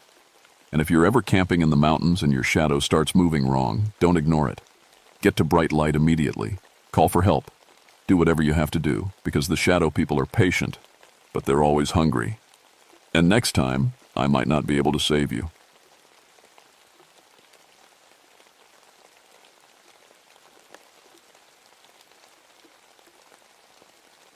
My name is Ezekiel Mountain View, and I've been mapping caves for 16 years. Most folks think that's a strange way to make a living, crawling around in the dark under tons of rock. But there's something peaceful about the caves beneath Cumberland Gap. At least, there used to be. November of 1989 was when everything changed. The weather had turned cold early that year, and ice was already forming around the cave entrances. I remember thinking how quiet it was that morning when I got the call from dispatch. A tour group hadn't come out of Mammoth Chamber. 8 people, including 2 kids. I'd been doing cave rescue for most of my career. Started when my younger brother Tommy got trapped in a cave-in when we were teenagers. I got him out that day, but the experience stuck with me. Made me want to help other people who found themselves lost in the dark. Never thought I'd be the one needing rescue. The call came in around dawn. I grabbed my gear, my trusty Petzl helmet with the carbide lamp, 200 feet of dynamic rope, my descender, and the emergency radio that barely worked underground anyway. The tour group had gone down the previous afternoon with Jake Morrison, one of the local guides. Good man, knew these caves almost as well as I did. Cumberland Gap has over 50 miles of mapped passages. I'd explored most of them myself, sketching out the tunnels on paper, measuring distances, marking dangerous spots. The limestone here is old, formed millions of years ago when this whole area was under an ancient sea. Makes for stable caves mostly. The Mammoth Chamber sits about 400 feet down, connected to the surface by a series of natural shafts and passages that early settlers used during the Civil War. I met Sheriff Dawkins at the main entrance around 7 in the morning. He looked worried, which wasn't like him. Found their cars still in the parking area, he said, pointing to a cluster of vehicles covered in frost. Jake's truck, too. Nobody's answering when we call down the entrance. I clipped my lamp to my helmet and tested the beam. The light cut through the morning mist that was rising from the cave mouth. Even from the surface, I could feel the temperature difference. Caves in this area stay around 55 degrees year-round, while the outside air was pushing 30. I'll rappel down to the chamber, I told him. Check on them, guide them back up if they're just lost or injured. The sheriff nodded, but something in his eyes made me pause. "Zeke," he said, using the nickname I'd had since childhood, "there's something else. When we called down this morning, we heard sounds, not voices, something else." I shrugged it off. Caves make all kinds of noises: water dripping, rock settling, wind moving through passages. After 16 years underground, I'd heard it all. Or so I thought. The descent into Mammoth Chamber takes about 20 minutes if you know what you're doing. I've made the trip hundreds of times, guiding my rope through the same anchor points, following the same route through passages that Daniel Boone himself might have walked. The cave system here is like an old friend. Familiar, predictable, safe. About halfway down, I noticed the temperature was off. Usually, you feel the cave's coolness as soon as you drop below the surface layer. But this morning, the air felt warm. Not uncomfortable, but wrong for November. I checked my thermometer, 68 degrees. That was at least 10 degrees warmer than normal. I called up to the sheriff through the shaft opening. "Temperature's running high down here. Might be a thermal spring acting up." But even as I said it, I knew that didn't make sense. These caves had been stable for as long as anyone could remember. The passages leading to Mammoth Chamber are narrow, and places wide enough for one person with a pack. I'd walked them so many times I could do it blindfolded. But that morning something felt different. The rock walls seemed to glisten more than usual, and there was a smell I couldn't place, like sulfur mixed with something rotting. When I finally reached the chamber, I found them. All 8 members of the tour group were there, along with Jake. But they weren't lost or injured. They were dead, and they'd died hard. The scene in my headlamp beam was something I still see when I close my eyes. The bodies were arranged in a rough circle in the center of Mammoth Chamber, but that wasn't the worst part. The worst part was what had happened to them. It looked like they'd been dissolved from the inside out. Their clothes were intact, but the flesh underneath was gone, leaving behind hollow shells that had collapsed in on themselves. I'd seen drowning victims, people who'd fallen from cliffs, even folks who'd been caught in cave-ins. But this was different. This was impossible. Jake Morrison lay closest to the chamber entrance, his guide's jacket still zipped up, his flashlight still clutched in what remained of his hand. Whatever had killed them, it had been systematic, thorough. I forced myself to document the scene, taking notes like I'd been trained. But my hands were shaking as I wrote, and not from the cold. The chamber temperature was pushing 70 degrees now, way warmer than it should be. That's when I noticed the walls. Mammoth Chamber is a natural limestone formation carved by water over thousands of years. The walls are smooth in places, rough in others, but always predictable. I'd been in this chamber maybe 100 times over the years. I knew every stalactite, every formation. But now there were scratches in the rock. Deep gouges that ran from floor to ceiling, like something with massive claws had been sharpening them on the limestone. The scratches were fresh.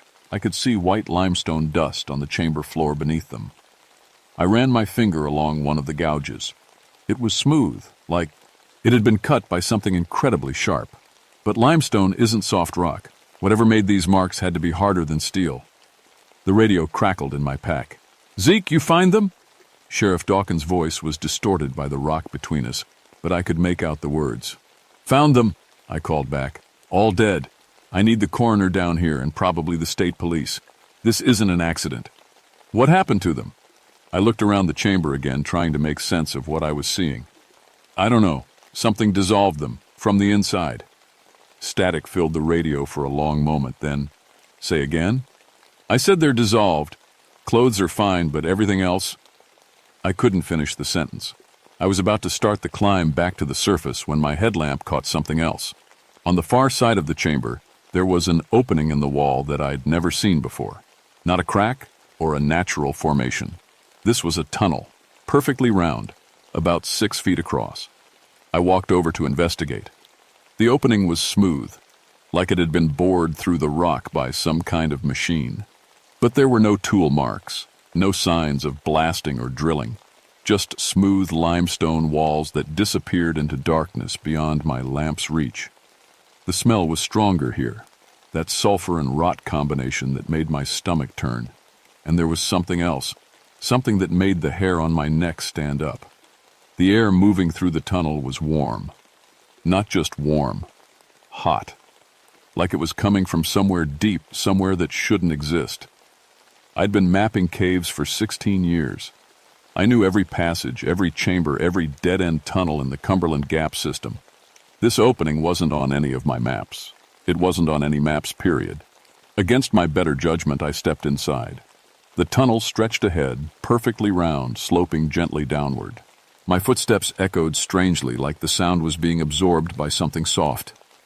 After about 50 feet, the passage opened into another chamber, one that definitely wasn't supposed to be here. This chamber was larger than Mammoth, with a ceiling that disappeared beyond my light. The walls were slick with some kind of moisture that reflected my lamp beam. And there was something on the floor, a pile of what looked like shed skin, only bigger than any snake skin I'd ever seen. Much bigger. I knelt down to examine it. The skin was thick, almost leathery, with a pattern of scales that looked more like armor than anything natural. It was maybe 20 feet long and wide enough that I couldn't reach across it with my arms spread. That's when I heard the sound. It came from somewhere deeper in the chamber, a wet sliding noise like something heavy being dragged across wet rock. I froze, holding my breath, listening. The sound came again. Closer this time. I switched off my lamp and stood in complete darkness, trying to locate the source of the noise by sound alone. It was a technique I'd learned from my Cherokee grandfather. Sometimes you hear better when you can't see. The sliding sound circled around me, moving along the walls of the chamber. Whatever was making it was big. I could feel vibrations in the rock floor through my boots, and it was getting closer. I clicked my lamp back on and swept the beam around the chamber. For just a second, I caught a glimpse of something moving along the far wall, something massive and pale that disappeared into the shadows faster than I could focus on it. My hands found my rope and gear without conscious thought. 16 years of cave rescue had trained me to react fast in dangerous situations. But as I started backing toward the tunnel entrance, I realized something that made my blood turn cold. The opening I'd come through was gone. Where the tunnel mouth had been, there was now solid limestone wall, smooth and unbroken, like the opening had never existed at all. I ran my hands over the wall where the tunnel had been, feeling for any crack or seam that might indicate a hidden passage. Nothing. Just solid rock that was warm to the touch, like something was heating it from the other side. The sliding sound had stopped, but I could feel eyes on me, or something like eyes. I spun my headlamp beam around the chamber, searching for whatever was sharing this space with me. The light caught the pile of shed skin again, and I noticed something I'd missed before. There were more skins underneath, layers of them, like something had been molting here for years. Decades, maybe. My radio crackled with static. I grabbed it, hoping for contact with the surface, but all I got was white noise. The rock was too thick, or maybe something was interfering with the signal. Either way, I was on my own. I forced myself to think like the professional I was supposed to be. Cave-ins happened. Passages shifted. There had to be another way out. I'd never heard of a cave system with only one entrance, especially not in limestone country. Water carved these caves, and water always found more than one way through rock. I started exploring the chamber systematically, keeping the wall to my right, moving clockwise around the perimeter. My lamp beam revealed more scratch marks in the stone, the same deep gouges I'd seen in Mammoth Chamber, but older. Some of them were worn smooth, like they'd been made years ago. About halfway around the chamber, I found another tunnel opening. This one was different, rougher, more natural looking. It sloped upward, which gave me hope. Maybe it connected to a passage I recognized, something that would get me back to familiar territory. The tunnel was tight, barely wide enough for my shoulders. I had to take off my pack and push it ahead of me as I crawled. The rock was still warm, and that sulfur smell was getting stronger, but it was the only way forward, so I kept going. And after maybe 100 feet of crawling, the passage opened into a smaller chamber. I stood up, stretching muscles that were cramping from the tight space, and swept my light around to get my bearings. I wasn't alone. Rick Belmont sat with his back against the far wall, his caving helmet tilted at an odd angle. Rick was a fellow spelunker, someone I'd worked with on several rescues over the years. A good man who knew caves almost as well as I did. "Rick!" I called out, jogging toward him. "Jesus, man, what are you doing down here? How did you get—" I stopped when my light hit his face. Rick was staring straight ahead with wide, terrified eyes. His mouth was open in a silent scream, and his skin had a waxy, translucent quality that reminded me too much of the tour group. He'd been dead for days, maybe weeks, but that was impossible. I'd seen Rick just last Tuesday at Manny's Diner in town. We'd talked about his plans to explore some new passages in the eastern section of the cave system. I knelt beside him, checking for any signs of life, even though I knew it was hopeless. His skin was cold despite the warm air in the chamber. No pulse, no breathing. Whatever had killed the tour group had gotten Rick too. But when had he come down here, and why? I found his cave pack beside him, still organized the way Rick always kept it. Methodical guy, neat to a fault. His logbook was in the front pocket, wrapped in waterproof plastic. I opened it to the last entry. November 3rd. Exploring new passages in eastern quadrant. Found unusual rock formations, possibly thermal activity. Temperature readings abnormal. Something's not right down here. November 3rd. That was 2 weeks ago. But I'd seen Rick last Tuesday, which would have been November 7th. 4 days after this entry was made. I flipped back through earlier entries, looking for some explanation. Rick had been exploring parts of the cave system I'd never mapped, following passages that led deeper than anyone had gone before. His notes mentioned finding constructed tunnels, passages that seemed too perfect to be natural, but showed no tool marks or signs of human excavation. The same kind of tunnel I'd found leading away from Mammoth Chamber. A sound echoed through the chamber, that same wet sliding I'd heard before, but louder now, closer. I grabbed Rick's pack and mine, stuffing the logbook into my jacket.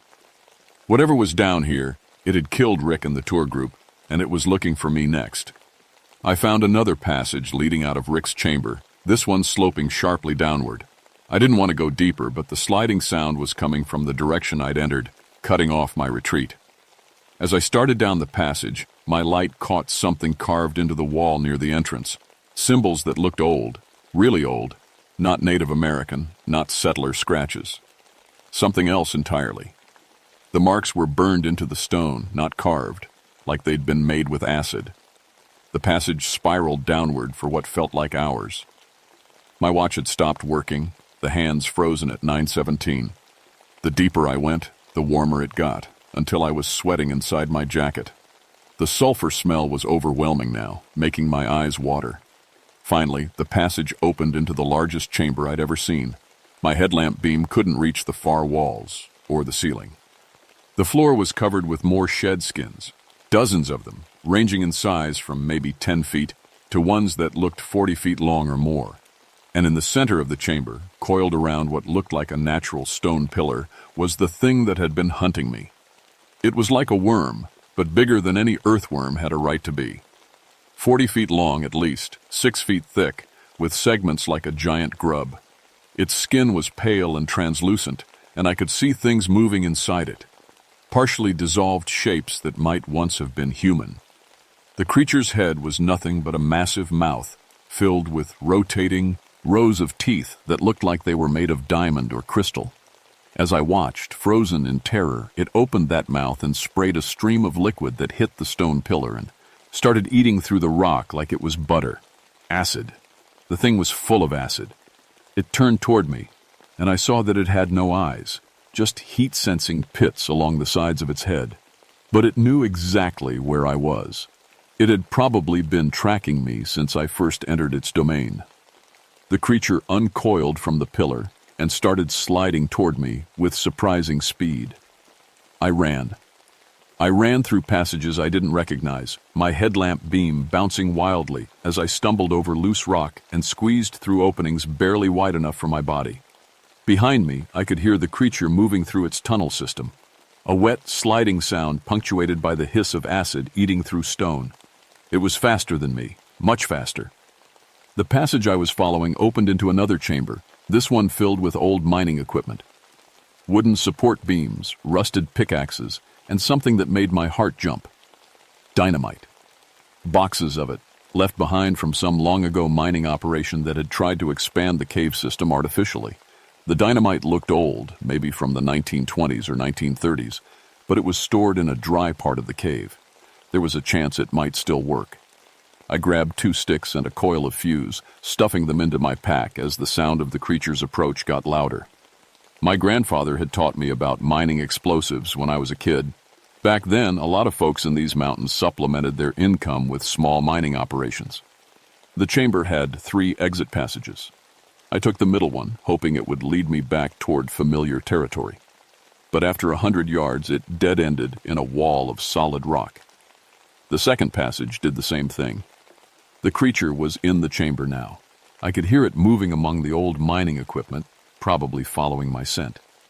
Or maybe the heat signature from my body. I'd read somewhere that some snakes would track warm-blooded prey that way. The third passage was my last chance. I followed it as quietly as I could, trying not to let my boots scrape against the stone. The passage wound upward, which gave me hope. Maybe it connected to something closer to the surface. After what felt like forever, I saw light ahead. Not electric light. Natural light filtering down from above.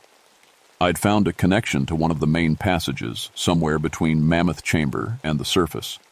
But as I climbed toward the light, I heard something that made my blood freeze. The creature wasn't behind me anymore. It was above me, in the passage I was trying to reach. The sliding sound was coming from directly overhead. I was trapped between the thing and a dead end.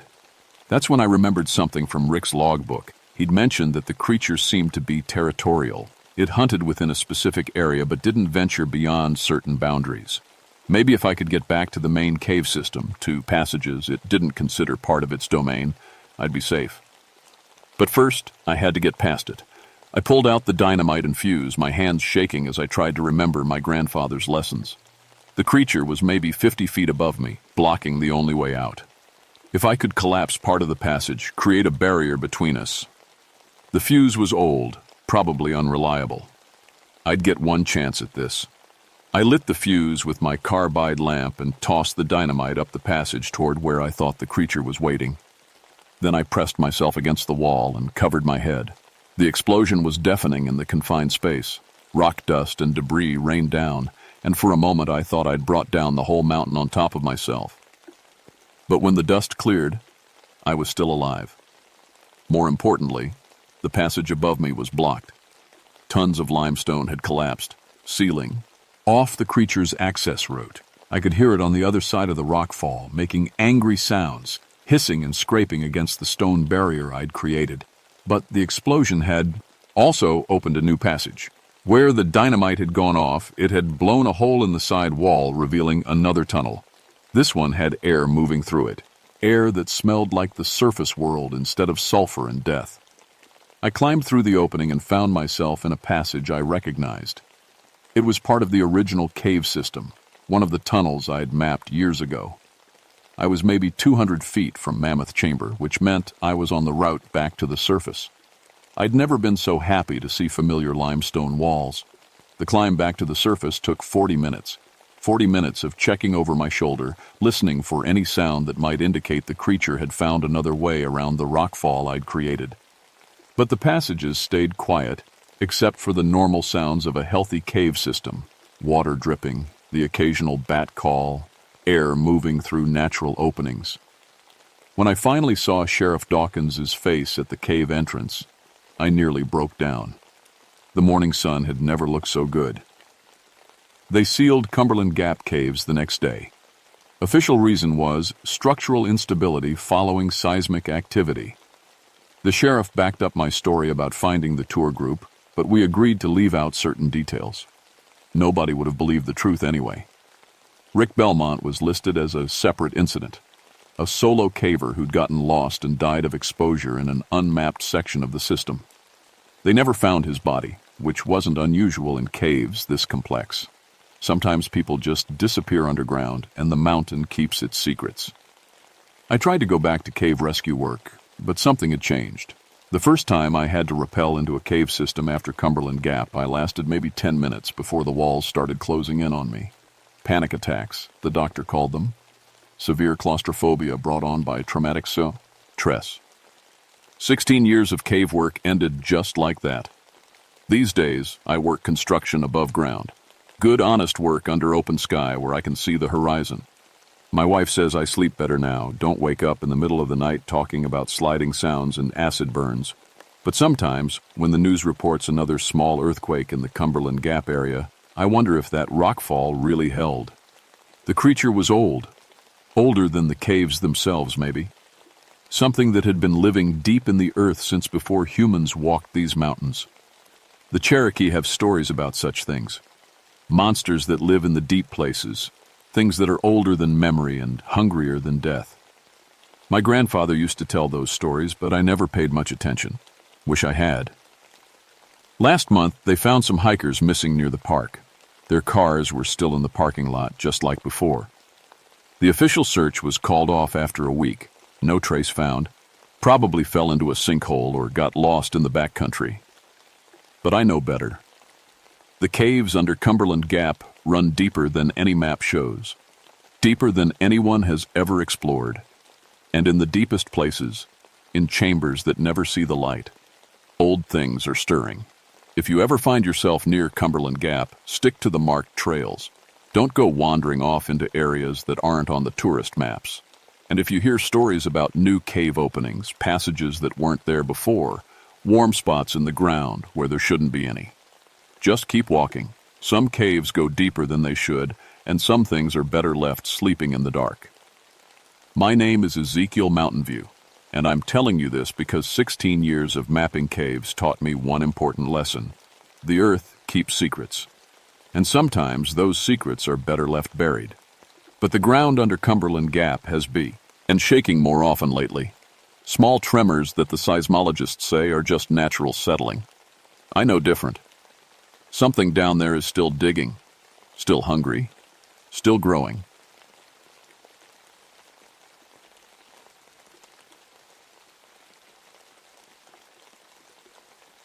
My name is Clayton Riverside, and I've been a forest ranger for 13 years. If you're new to my channel, you know I don't tell tall tales. What I'm about to share happened 2 years ago in the Daniel Boone National Forest, and I still wake up in cold sweats thinking about it. I patrol the remote sections near Cumberland Gap, Kentucky. It's wild country, thick forests, deep hollows, and plenty of places where cell phones don't work. Most folks avoid these parts, especially during hunting season. That's when my job gets busy, checking licenses and making sure hunters follow the rules. The mountains have always been my home. My daddy was a ranger, and his daddy before him. We Riversides know these hills better than most. I learned to track from Joseph Crow Feather, an old Cherokee elder who taught me to read the forest like a book. Every broken twig, every disturbed leaf tells a story. I carry a Winchester Model 70 rifle and my daddy's old 1911 Colt 45. In 13 years, I've faced down 3 black bears, survived 2 flash floods, and pulled more lost hikers out of trouble than I can count. Point is, I'm not the kind of man who scares easy. That changed in Hollering Hollow. The hollow got its name from the way wind screams through the valley during storms. It's an 8-mile deep cut in the mountains, surrounded by limestone caves and fed by underground streams. The Cherokee considered it sacred ground. Burial sites dot the ridges. During the Civil War, Union and Confederate soldiers fought a bloody skirmish there. The locals whisper about harvest spirits that guard the dead, but I never paid much mind to old mountain stories. October that year was unseasonably warm. Thick fog rolled through the valleys every morning, making visibility near impossible. The dirt road into Hollering Hollow washes out regularly, and that week it was especially bad. I had to hike, in on foot, carrying my radio and supplies in my backpack. I was checking on reports of illegal hunting in the area. Poaching's a serious problem. Some folks think the rules don't apply in remote places. They're wrong, and it's my job to prove it. The morning of October 23rd started normal enough. I radioed headquarters at dawn like always. Base, this is Ranger 47, starting patrol of Hollering Hollow. We'll check in every 30 minutes. Copy that, Clayton. Weather Service says fog should lift by noon. Stay safe out there. I shouldered my pack and headed into the mist. The forest felt wrong from the start, but I couldn't put my finger on why. Maybe it was too quiet. Usually you hear birds calling, squirrels chattering, insects buzzing. That morning, nothing. Just my boots crunching on wet leaves and my breathing in the thick air. 3 miles in, I found them. 5 men arranged in a perfect circle in a small clearing. At first glance, I thought they were sleeping around a dead campfire. Then I got closer and saw the blood. They'd been gutted like deer, clean cuts, professional work, but that wasn't the worst part. Someone had somehow attached deer antlers to their skulls, real antlers, grown right into the bone like they'd been there for years. The bodies faced east toward the rising sun, arms positioned like scarecrows. I'd seen plenty of hunting accidents, bear attacks, even a few murders in my time. This was different. This was ritualistic. My hands shook as I reached for my radio. Protocol was clear. Secure the scene, call it in, wait for backup. But when I pressed the transmit button instead of headquarters, I heard something that made my blood freeze. Cherokee death chants, low and mournful, coming through the static. I tried different channels, same thing. Ancient voices singing in a language I didn't understand, but somehow knew meant death. That's when I noticed the complete silence around me. No wind, no insects. Even my own breathing seemed muffled. The fog hung motionless between the trees like curtains, and somewhere in that gray emptiness, I felt eyes watching me. I checked my compass to get my bearings. The needle spun wildly, never settling on any direction. My GPS unit showed my location as the middle of the Atlantic Ocean. Something was very wrong in Hollering Hollow, and I was 8 miles from the nearest road with no way to call for help. I forced myself to stay calm and do my job. These men were someone's sons, fathers, brothers. They deserved proper treatment, whatever had happened to them. I started with photos, using my old Polaroid camera. The flash seemed too bright in the gray morning, and each picture came out wrong. In every shot, shadows fell the wrong way, like the sun was shining from below instead of above. The victims all carried hunting rifles and wore camouflage. Their licenses were in order, but the season didn't open for another week. Poachers, just like I'd suspected. But who would do this to them, and how? I knelt beside the nearest body to examine the antlers. They weren't attached with wire or glue. They'd grown from the skull like they belonged there. The bone had healed around them, smooth and natural. Impossible, but I was looking right at it. That's when I heard the footsteps. Someone was walking through the fog, coming toward the clearing. Heavy boots on wet leaves, moving slow and steady. I drew my pistol and called out, "Kentucky Forest Service, identify yourself." The footsteps stopped. Silence stretched for maybe 30 seconds. Then a voice answered from the mist. "Clayton? That you, buddy?" I relaxed. I knew that voice, Jake Millstone, my partner. He must have gotten worried when I missed my radio check and hiked in to find me. "Jake, over here! We got a situation!" He stepped out of the fog and my relief died in my throat. Jake looked wrong. His uniform was torn and dirty, covered in what looked like dried mud. His eyes were wide, pupils dilated like he'd been drinking or worse. And he was grinning, a wide, unnatural smile that didn't reach his eyes. "Found some hunters, did you?" Jake's voice sounded strange, like an echo coming from far away. "Been hunting out of season, I bet." "Jake, are you all right?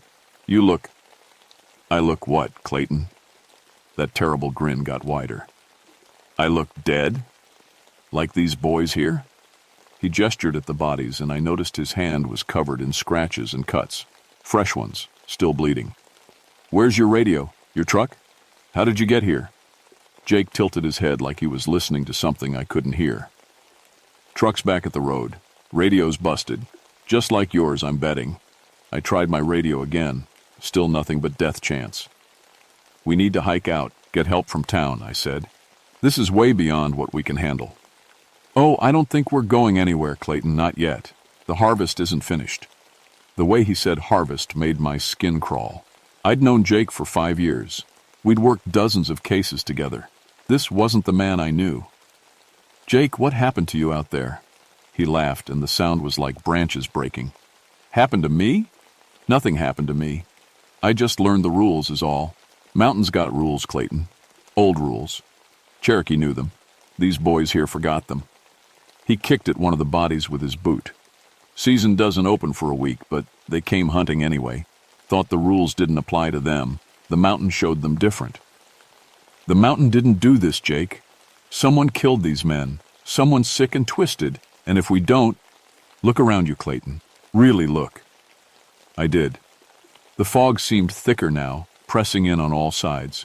The trees looked different somehow, twisted, bent at wrong angles. And the silence was complete, except for our voices and those damn chants still coming from my radio.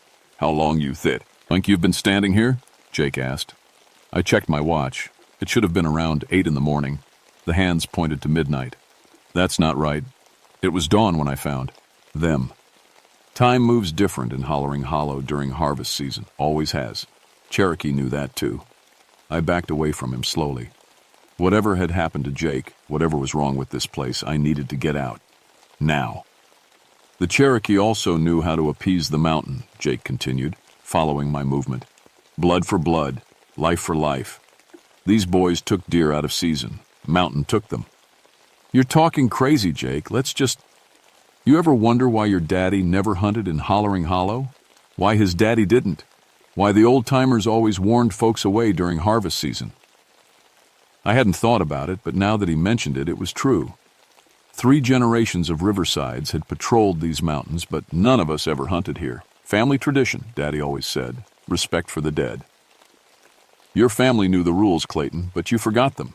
You've been hunting here for years, taking deer, turkey, rabbits. Mountain's been patient, but patience has limits." My blood went cold. He was right. I'd hunted in Hollering Hollow plenty of times. Never thought twice about it. "That's different. I follow the seasons. I have licenses." Jake's grin widened until it didn't look human anymore. "White man's seasons. White man's licenses. Mountain don't recognize those. Mountain's got older laws." Behind him, in the fog, I saw movement. Shadows that didn't match the trees. And slowly, impossibly, the 5 dead men began to stand up. The dead hunters rose like marionettes on invisible strings. Their heads lolled at wrong angles, and the antlers had grown longer, branching into full racks. They still faced east, but now their eyes were open, black holes that seemed to pull light into them. I ran. Behind me, Jake laughed that terrible breaking branch sound. "Can't run from the harvest, Clayton. Mountain's got your scent now." I crashed through, the fog, branches whipping at my face. My compass spun wildly, but I knew these woods by heart, or thought I did. Every trail I tried led back to the clearing. Every path circled around on itself. After what felt like hours but was probably minutes, I stopped to catch my breath beside a fallen log. My radio crackled to life. "Clayton? Clayton, can you hear me?" It was Jake's voice, but different. Scared. Normal. "Jake! Where are you?" "I don't know. I've been walking for hours. Something's wrong with this place, Clayton. The trees keep moving, and there are voices in the fog. Singing. I'm in the hollow, near the clearing with the dead hunters. Yeah, I found them too. Jesus, Clayton, what happened to them?" This was the Jake I knew. Confused, frightened, but himself. Not the grinning thing that had talked about mountain laws. "Jake, listen to me. We need to get out of here. Can you see your truck?" I thought I could, but when I walked toward it, it moved away, like a mirage. And Clayton? I found tracks, leading away from the clearing. What kind of tracks? Started human. But they change as they go, get longer, wider, end up looking like, I don't know, like something that walks on roots instead of feet. The radio hissed with static, then Jake's voice came back, panicked. "It's here! Oh God, it's coming through the trees! It's huge, Clayton! It's—" The transmission cut to Cherokee death chants again. I keyed the radio frantically. "Jake, Jake, respond!" Nothing but singing voices and static. I was truly alone now. I started walking again, trying to find some landmark I recognized. The fog was so thick I could barely see 10 feet ahead. That's when I noticed the footprints in the mud, my own boots, clear as day in the soft earth. But according to my watch, I'd made them 3 days ago. I knelt down and touched the prints. The mud was still wet, still fresh. Time didn't work right in Hollering Hollow. I followed my own trail backwards, hoping it would lead me out.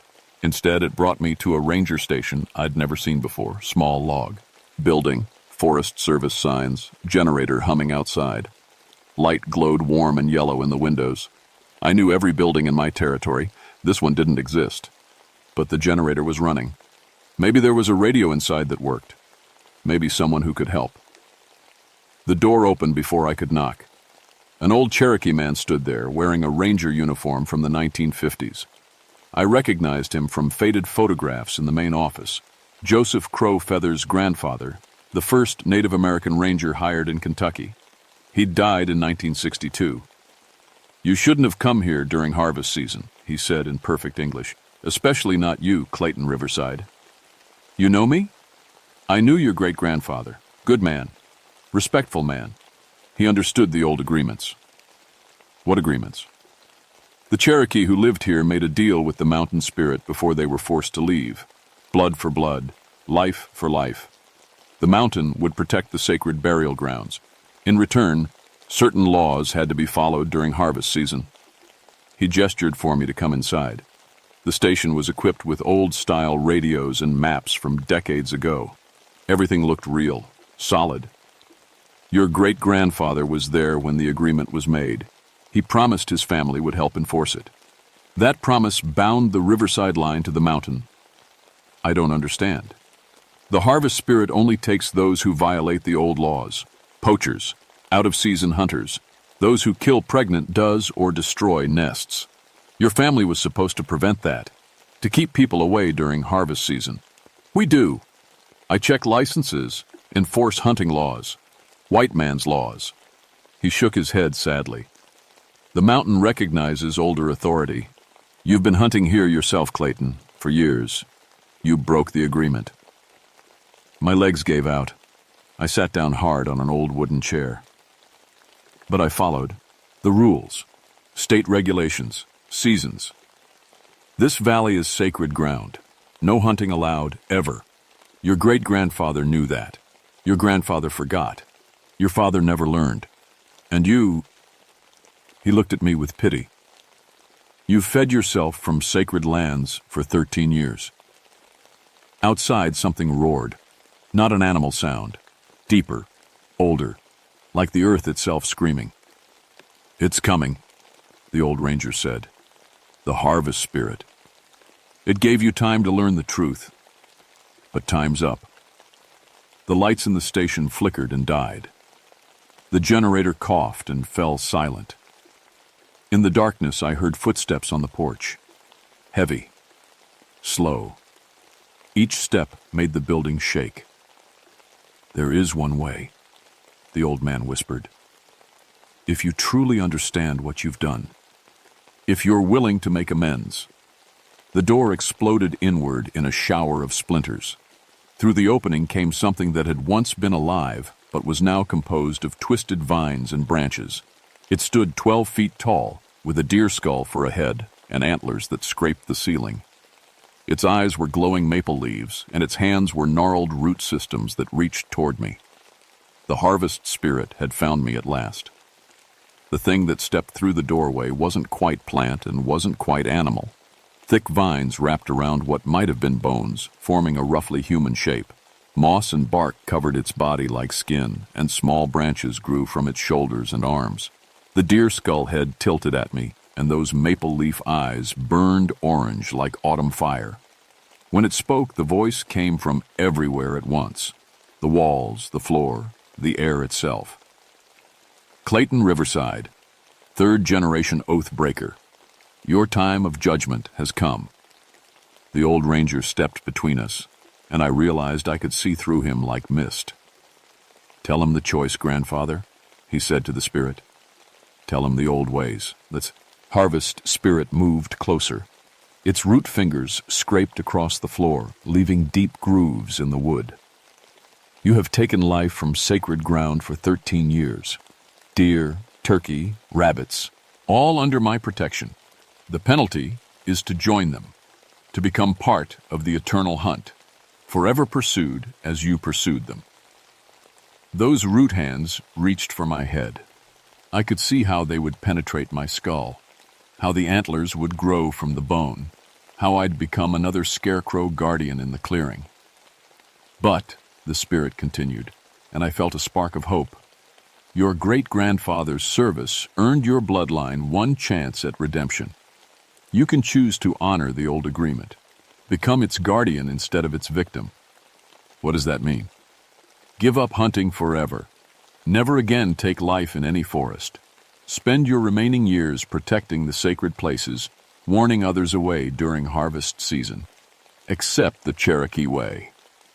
The alternative was clear in those burning leaf eyes. Join the eternal hunt as prey, or spend my life preventing others from making my mistake. It shouldn't have been a hard choice, but I'd been hunting since I was 8 years old. It was in my blood, part of who I was. Giving it up would mean becoming a different person entirely. I need time to think, I said. The spirit's skull head tilted the other way. Time is ended. Choose now. Outside, I heard Jake's voice screaming in the fog. The harvest spirit heard it too. Your partner learned too late.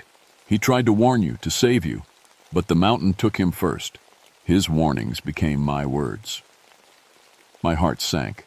The Jake I'd talked to on the radio, the frightened one begging for help, that had been the real Jake, being consumed by the forest. The grinning thing in the clearing had been the spirit wearing his face, trying to make me understand. He's dead? He serves now, as will you, one way or another. The root fingers touched my temples, and I felt them starting to dig into the skin. Pain shot through my skull as something began to grow beneath the bone. Wait, I gasped. I choose to serve. The fingers stopped, but didn't withdraw. Swear it, by the sacred earth and the bones of the dead. I swear by the sacred earth and the bones of the dead, I'll never hunt again. I'll protect the sacred places. I'll warn people away during harvest season. And if you break this oath? The pain in my head intensified, showing me what waited if I failed. I become part of the eternal hunt. I understand. The harvest spirit released me and stepped back. The deer skull nodded once. The Cherokee way is mercy through justice. You have learned. You will serve. It turned and walked back through the broken doorway. As it left, the old ranger began to fade. Remember, Clayton Riverside. The mountain is always watching, always listening. Then I was alone in the dark station. I stumbled outside as dawn broke over the mountains. Real dawn this time. I could tell by the way the light fell naturally through the trees. My watch showed 6 in the morning, October 24th. I'd lost a whole day. The path back to the clearing was obvious now, no longer hidden by fog and confusion. I found Jake there, or what was left of him. He'd been arranged with the other hunters, facing east with antlers growing from his skull. But his eyes were still human, still aware. I'm sorry, I whispered. I'm so sorry, Jake. His lips moved, forming words I couldn't hear.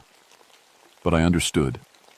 He was trying to warn me, still trying to save me, even in death. I hiked out of Hollering Hollow as fast as I could. My truck was where I'd left it, and my radio worked perfectly once I got out of the valley. Base, this is Ranger 47. I need state police and the coroner at Hollering Hollow. Multiple fatalities. Copy, Clayton. What happened out there? You've been out of contact for over a day. Bear attack, I lied. Real bad one. The state police found 6 bodies in the clearing, Orang. Ed in a circle. The official report listed cause of death as bear attack, despite the obvious problems with that theory. Nobody wanted to explain the antlers or the ritualistic positioning. Sometimes the simple answer is the one that lets people sleep at night. Jake's funeral was closed casket. I was a pallbearer, along with 5 other rangers who'd known him for years. His wife asked me what really happened out there. I told her he died trying to save people, which was true enough. I kept my promise to the harvest spirit. I turned in my hunting licenses that same week, told everyone I was going vegetarian for health reasons, sold my rifles to a collector in Louisville, even got rid of my daddy's .45, though that broke my heart. My job changed too. Instead of just checking licenses and enforcing state laws, I started warning people away from certain areas during harvest season. Hollering Hollow, Devil's Fork, Morning Ridge, all the places where Cherokee burial sites dotted the hills. Most folks listened when I told them those areas were dangerous. Some didn't. Every October, a few hunters went missing in the sacred valleys. Their bodies turned up eventually, arranged in circles, sprouting antlers like trees. I retired early, at 42. Couldn't stand patrolling those mountains anymore, knowing what watched from the shadows. The new rangers think I burned out after Jake's death. They're not wrong. I moved to town and opened a small shop selling outdoor gear. No hunting equipment, just camping and hiking supplies. I tell everyone who'll listen about the importance of respecting nature, following the rules, staying out of certain places during certain seasons. They think I'm just another old mountain man with too many stories. But every October, when the fog rolls through the valleys and the leaves turn red as blood, I remember the harvest spirit's words. The mountain is always watching, always listening. And sometimes, on quiet autumn nights, I hear Cherokee death chants carried on the wind. Last week, a young hunter came into my shop looking for supimyems, lies. Said he'd heard about great deer hunting in Hollering Hollow, wanted to get a head start on the season. I told him the same thing I tell them all. Some places aren't meant for hunting, son. Some places are meant for remembering the dead. You'd do well to find somewhere else. He laughed and bought his supplies from the sporting goods store in Lexington instead. I hope he listens. I hope they all listen, because the harvest spirit is patient, but patience has limits, and the mountain never forgets a debt. If you're planning to hunt in Kentucky this fall, stay out of the sacred valleys. Respect the old agreements. Follow the Cherokee way. The mountain is always watching, always listening, and harvest season never really ends. My name is Clayton Riverside, and that's what happened in Hollering Hollow. I've told you the truth as I lived it. What you do with that truth is up to you. Just remember, some rules are older than laws, some debts are paid in blood, and some promises bind your children's children. The harvest never ends.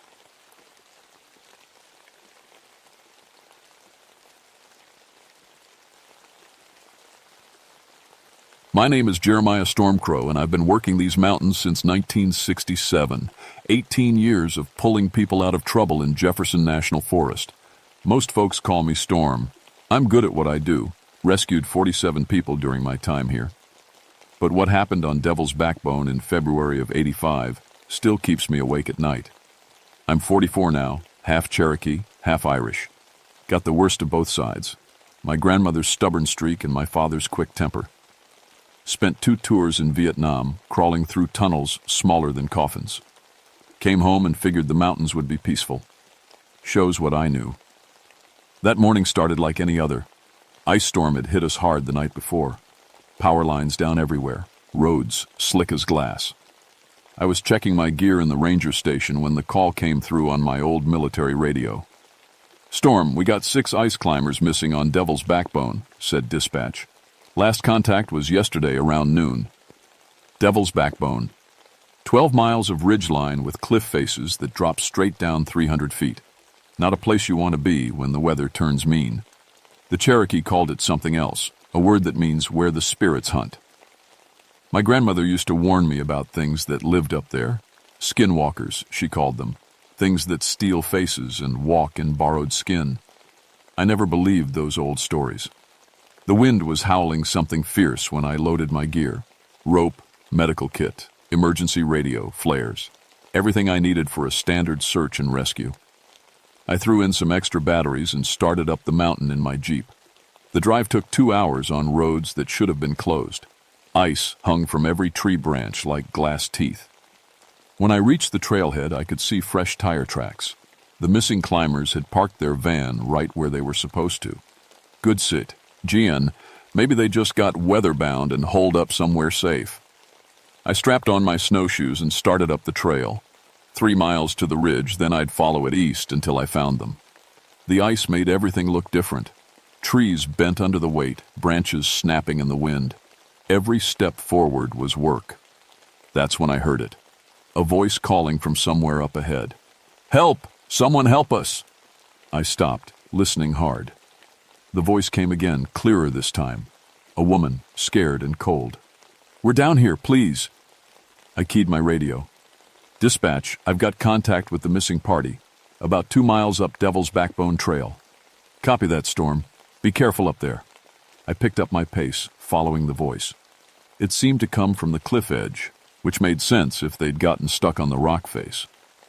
Ice climbers sometimes get trapped when the weather changes fast. But something felt wrong.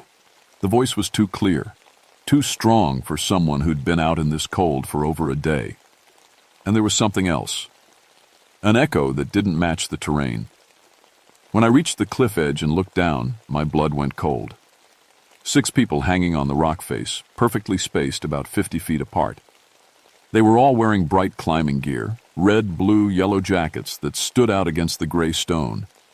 Their ropes looked good, gear looked solid, but none of them were moving. I called out, "Hey, can you hear me?" No answer. I got closer to the edge and looked again. That's when I saw their faces. They were all looking up at me with wide, staring eyes, mouths open like they were still calling for help. But they'd been dead for hours, maybe since yesterday. The cold had frozen them in place, but something else was wrong with the scene. Their climbing ropes showed no signs of failure. The gear was all placed correctly. These were experienced climbers, I could tell from their setup.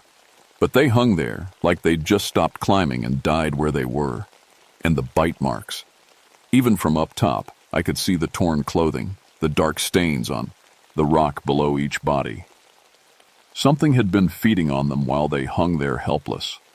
I'd seen a lot of bad things in Vietnam and 18 years of mountain rescue, but this was different. This felt evil. I radioed for backup and started setting up my rappel gear. Whatever had killed these people, I needed to get down there and document the scene. Maybe one of them was still alive. The wind kept getting stronger as I rigged my ropes. Every gust tried to push me away from the cliff edge. My hands were already getting numb despite my gloves. "Storm to base, starting my descent now. Weather's getting bad up here." "Copy. Rescue team will be there in 3 hours." 3 hours. In this weather, it might as well be 3 days. I clipped into my rope and started down. The ice made everything slippery. Each time I pushed off the rock face, my boots would slide instead of grip. About halfway down to the first body, I started hearing things. Voices, familiar voices. "Storm, wait up!" That sounded like Dave Northwind, my usual climbing partner, but Dave was back at the station today. "Down here, Storm. We need help." A woman's voice, but not one of the climbers I could see hanging on the rock. I stopped my descent and looked around. The voices seemed to come from empty air. Sound bounces weird in the mountains, especially with ice everywhere. I kept going down. The first body was a young woman in a red jacket. When I got close enough to check for a pulse, I saw what had been done to her. Bite marks covered her arms and legs, human-sized bites, but the teeth marks were wrong, too sharp, too many. And mixed in with them were what looked like claw marks. No pulse. She'd been dead for hours, but her eyes tracked to me when I moved. Just the ice, I told myself. Dead eyes can't follow anything. I moved to the next body, a man in blue. Same story. Bite marks, claw marks, and something else that made my stomach turn. Parts of him were missing, eaten, but the wounds were too clean, too precise, like something had been taking its time, keeping him alive while it fed. That's when I found the rope. Between the second and third body, there was an extra line hanging down the cliff. A rope that wasn't in any of the photos the climbers had posted on their permit. It was anchored above me somewhere, and when I followed it up with my eyes, I couldn't see the top, but I could see something moving up there. A dark shape against the gray sky. "Dave, that you up there?" I called. The shape moved closer to the edge. For just a second, I saw a face looking down at me. My face. Same dark hair, same Cherokee features, same scar on my left cheek from a climbing accident 5 years ago. I blinked and it was gone. My radio crackled. "Storm, you all right down there? Your voice sounds funny." I hadn't said anything on the radio. "Yeah, I'm fine," I replied. "Just documenting the scene. These people have been partially eaten by something. I need that rescue team now." "Copy. Dave's on his way with the truck." Dave. But I'd just seen Dave looking down at me from the cliff top, or something that looked like Dave. My hands started shaking as I moved to the third body. This one was different. A man in a yellow jacket, but when I got close, I could see that his jacket wasn't just yellow. It was covered in something that looked like shed skin. Thin, translucent pieces that fluttered in the wind like old paper. I touched one of the pieces. It was warm. That's impossible. Everything up here was frozen solid. But this skin, because that's what it was, human skin, was warm to the touch. And when I held it up to the light, I could see fingerprints on it. My fingerprints. I dropped the skin, and it blew away in the wind. This was getting too strange. I needed to finish checking the bodies and get out of here. Bodies 4 and 5 were more of the same. Bite marks, missing pieces, and that warm shed skin caught on their gear.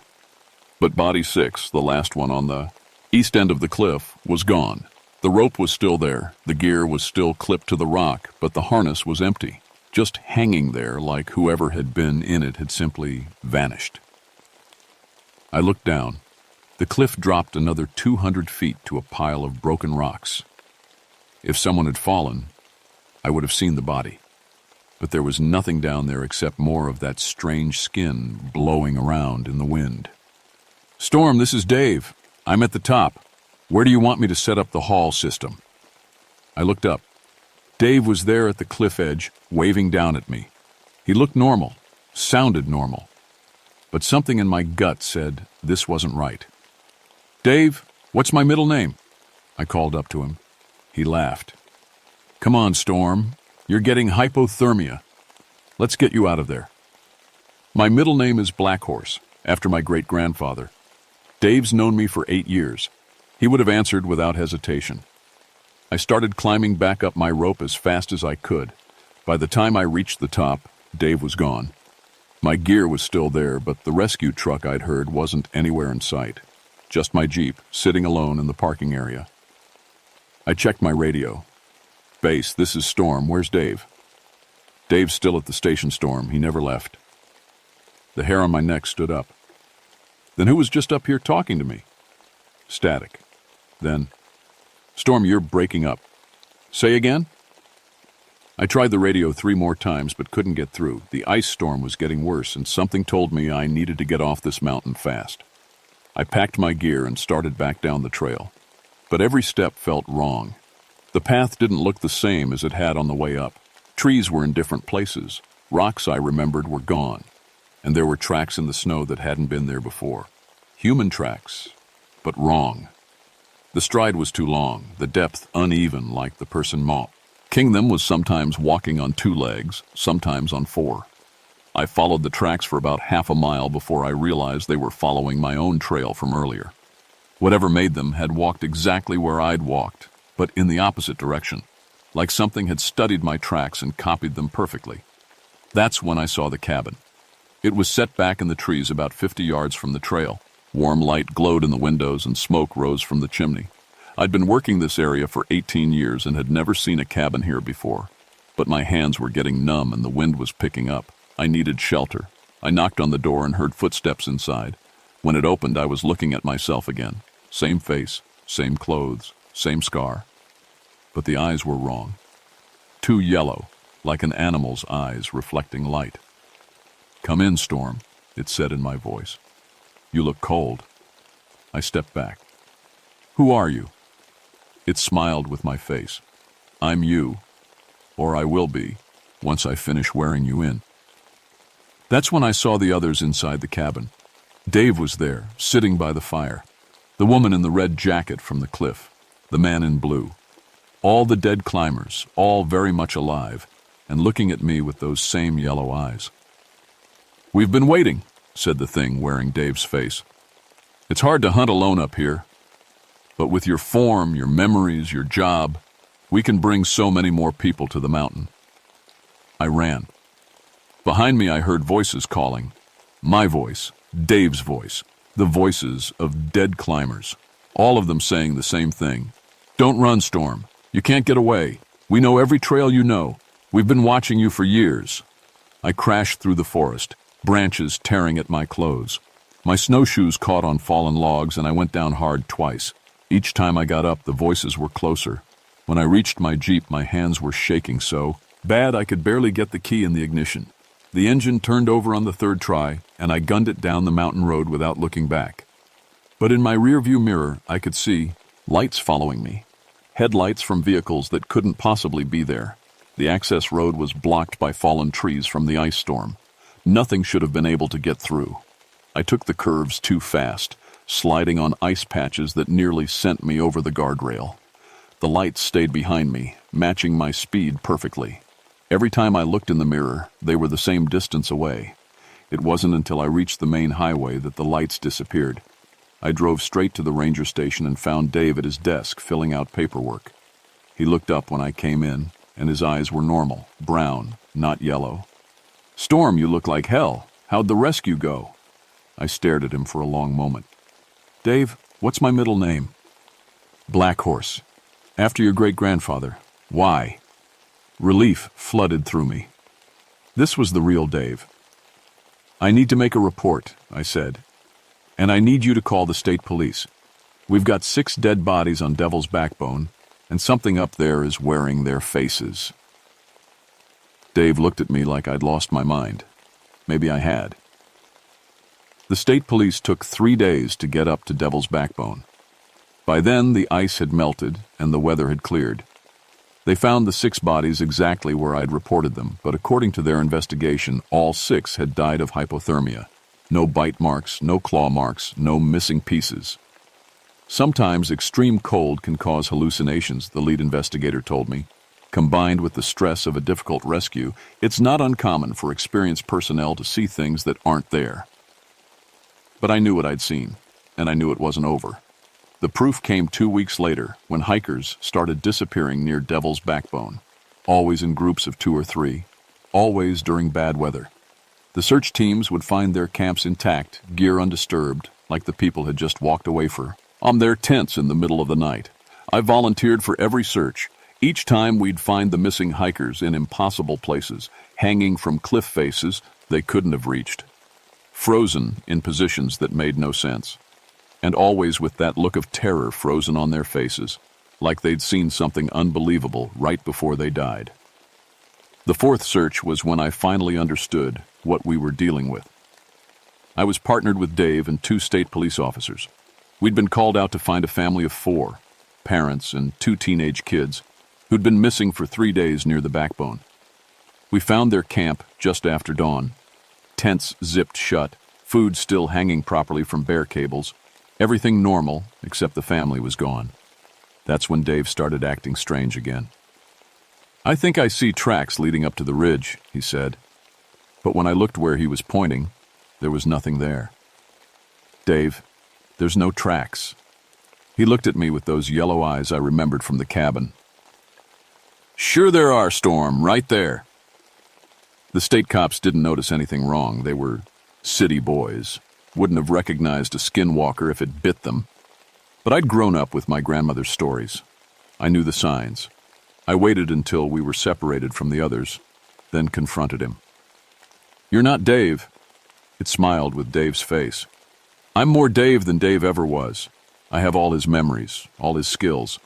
The only difference is, I'm hungry." "Where is he? The real Dave?" "Safe. We keep the originals alive as long as we need to study them. Dave's been teaching us about human behavior for weeks now." That's when I realized the truth. These things had been infiltrating the rescue teams for months. Every search, every recovery, they learned more about how we worked, how we thought, and they were using that knowledge to hunt more effectively. "How many of you are there?" "Enough. We've been preparing for winter. When the snow gets deep and the tourists stay away, we'll expand our territory. Maybe down into the valley. So many people to choose from. I reached for my radio to call the state cops, but Dave thing moved faster than any human could. It knocked the radio from my hand and grabbed me by the throat. Can't let you do that, Storm. You know too much. But don't worry. We'll take good care of your form. 18 years of mountain rescue experience will be very useful. I couldn't breathe. Dave's fingers, too long now with claws pushing through the fingertips, were crushing my windpipe. Black spots danced in my vision. That's when my grandmother's voice came back to me. All those stories she'd told me as a kid about the old ways, the protective rituals, the things that could drive away evil spirits. I still carried my great-grandfather's medicine pouch in my pack.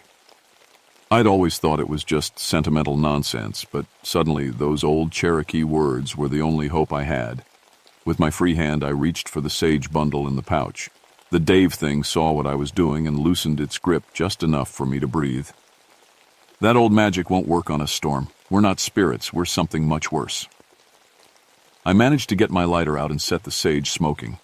The smell filled the air between us, and suddenly the thing wearing Dave's face started backing away. Impossible, it hissed. And now its voice was changing, becoming something that had never been human. I started chanting the words my grandmother had taught me, words I hadn't spoken in 30 years, but they came back like I'd said them yesterday. The protection chant, the one that drives away the things that steal faces. The Dave thing screamed, and its human mask started to slip. I could see the real face underneath, wolf-like but wrong, with too many teeth and eyes that burned yellow in the daylight. More shapes emerged from the forest. The missing family, but wearing those same yellow eyes. The state cops, but walking, on legs that bent the wrong way. All of them had shed their human masks and were showing their true forms. 7 skinwalkers, and one of me, with nothing but burning sage and half-remembered prayers. But my grandmother's magic worked. The smoke from the sage formed a barrier they couldn't cross. Every time one of them tried to get closer, it would scream and fall back. "This isn't over, Storm," said the lead creature in a voice like breaking bones. "We know where you live. We know everyone you care about. When the sage runs out, we'll be waiting." They melted back into the forest like shadows, and I was alone with the smoking sage and the knowledge that something much older and hungrier than I'd ever imagined was hunting in my mountains. I never found the real Dave or the missing family. The official report said they'd all fallen into a crevasse that rescue teams couldn't reach. Case closed, file sealed, everyone moved on. But I knew better. I put in for transfer the next week. Told them I needed a change of scenery after 18 years in the same place. Truth was, I couldn't stay knowing what was up there. Every missing hiker, every unexplained accident, every time someone disappeared in bad weather, I'd wonder if the skinwalkers had taken them. I keep my grandmother's medicine pouch with me now. Sage, sweetgrass, tobacco, and a piece of obsidian blessed by a medicine man. I burn sage in my house every night and scatter salt around the doors and windows. My new neighbors think I'm crazy, but I sleep better knowing there's protection around me. The nightmares still come, though.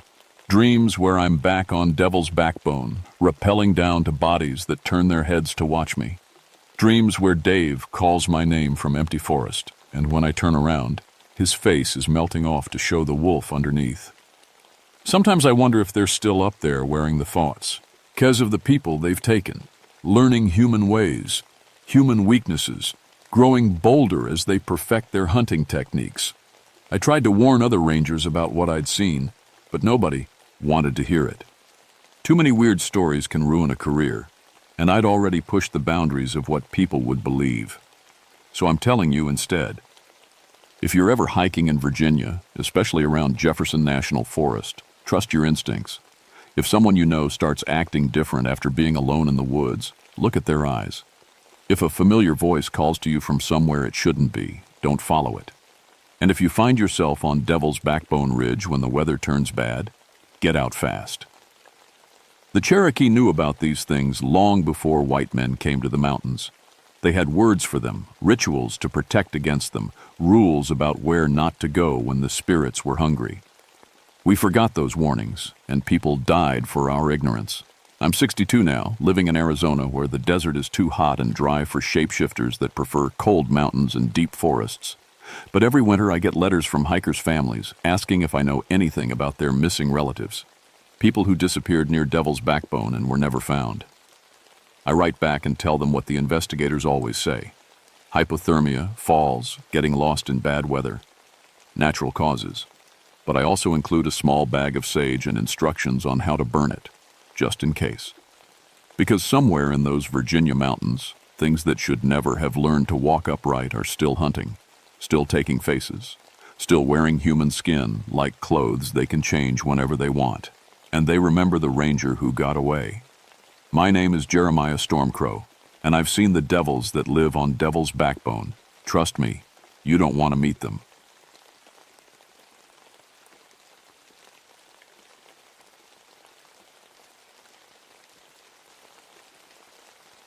My name is Isaiah Ghostwind, and I've been taking care of old places in the Allegheny National Forest for 24 years.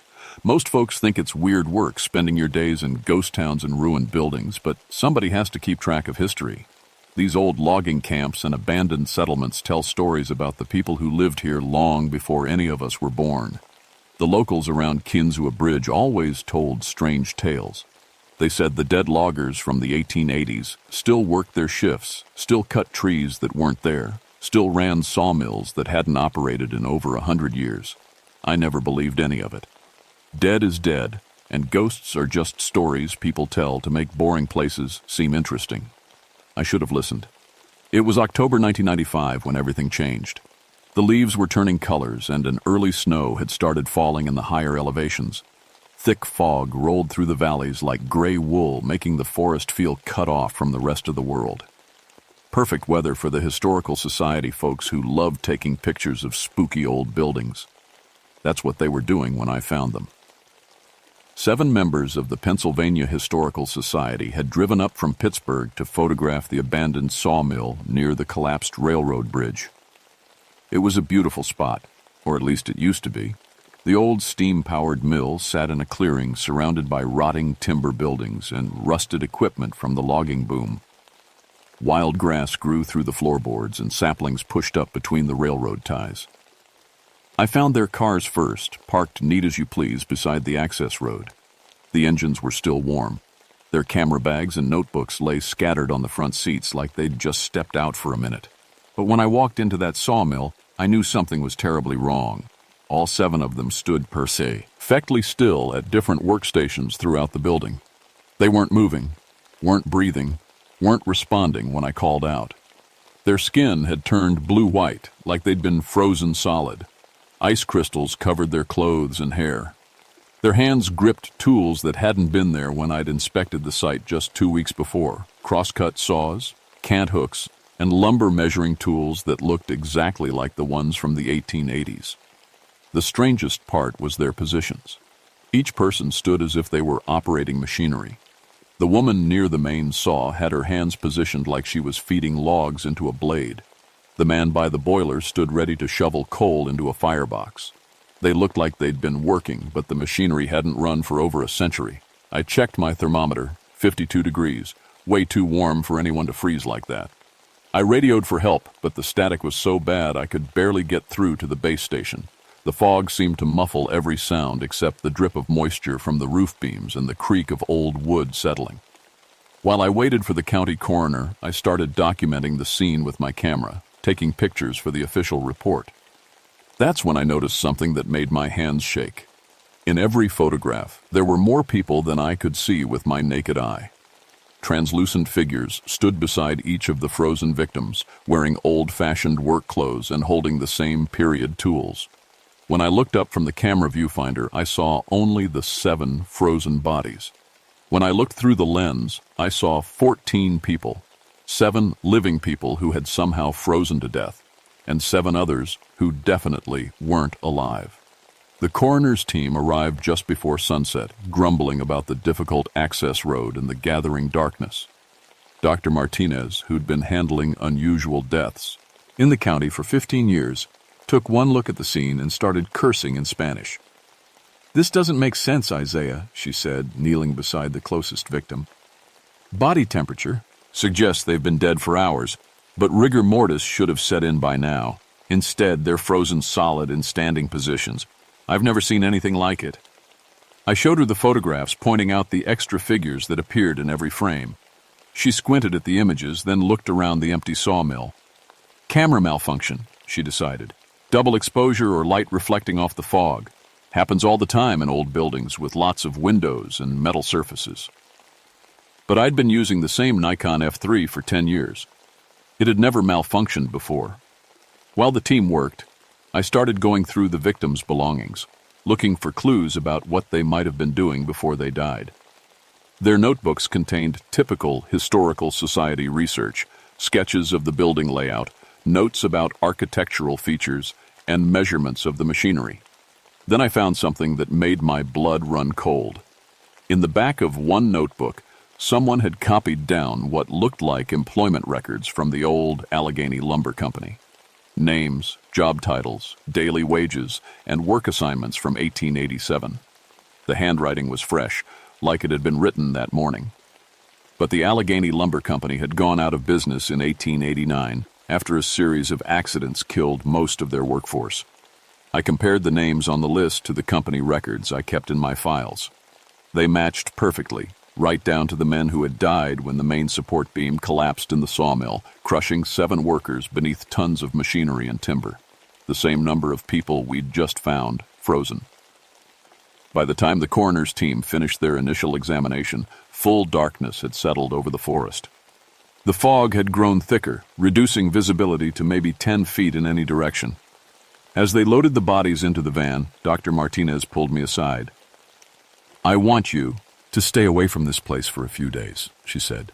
"There might be some kind of environmental hazard, carbon monoxide leak, toxic mold, something that could cause hallucinations and hypothermic conditions.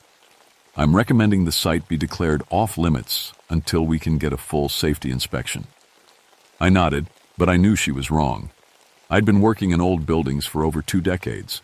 I knew the signs of environmental hazards, and this wasn't one of them.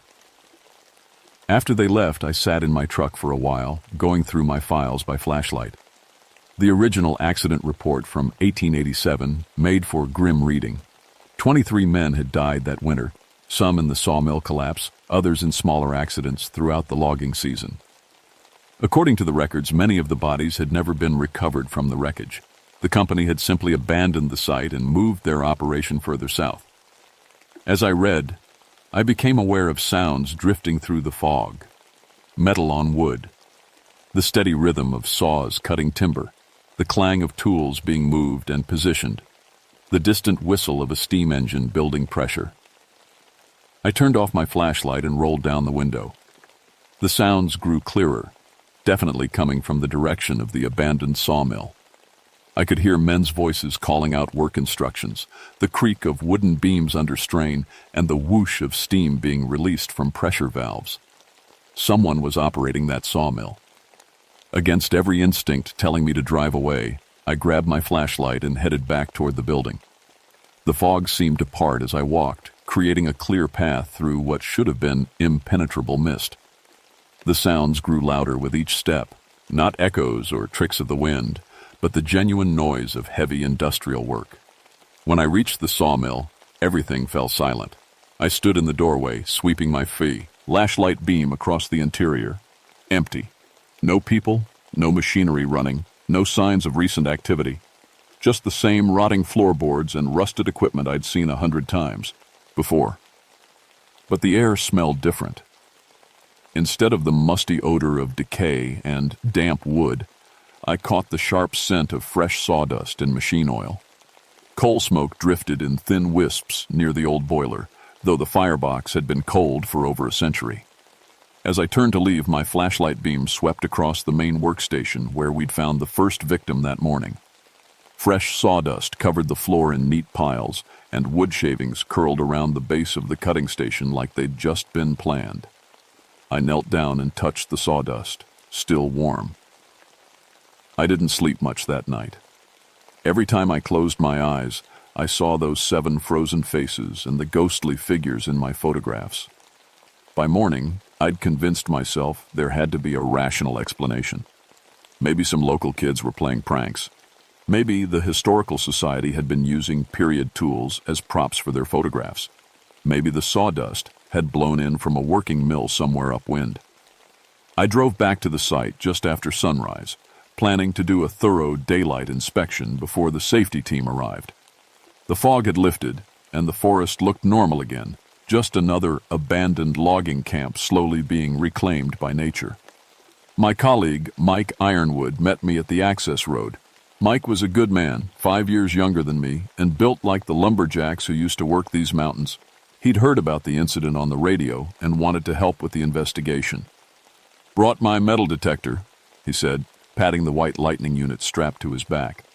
"Figured we might find some clues in the debris around the building. Sometimes people drop things when they're startled or running away." We spent the morning going over every inch of the sawmill and the surrounding area.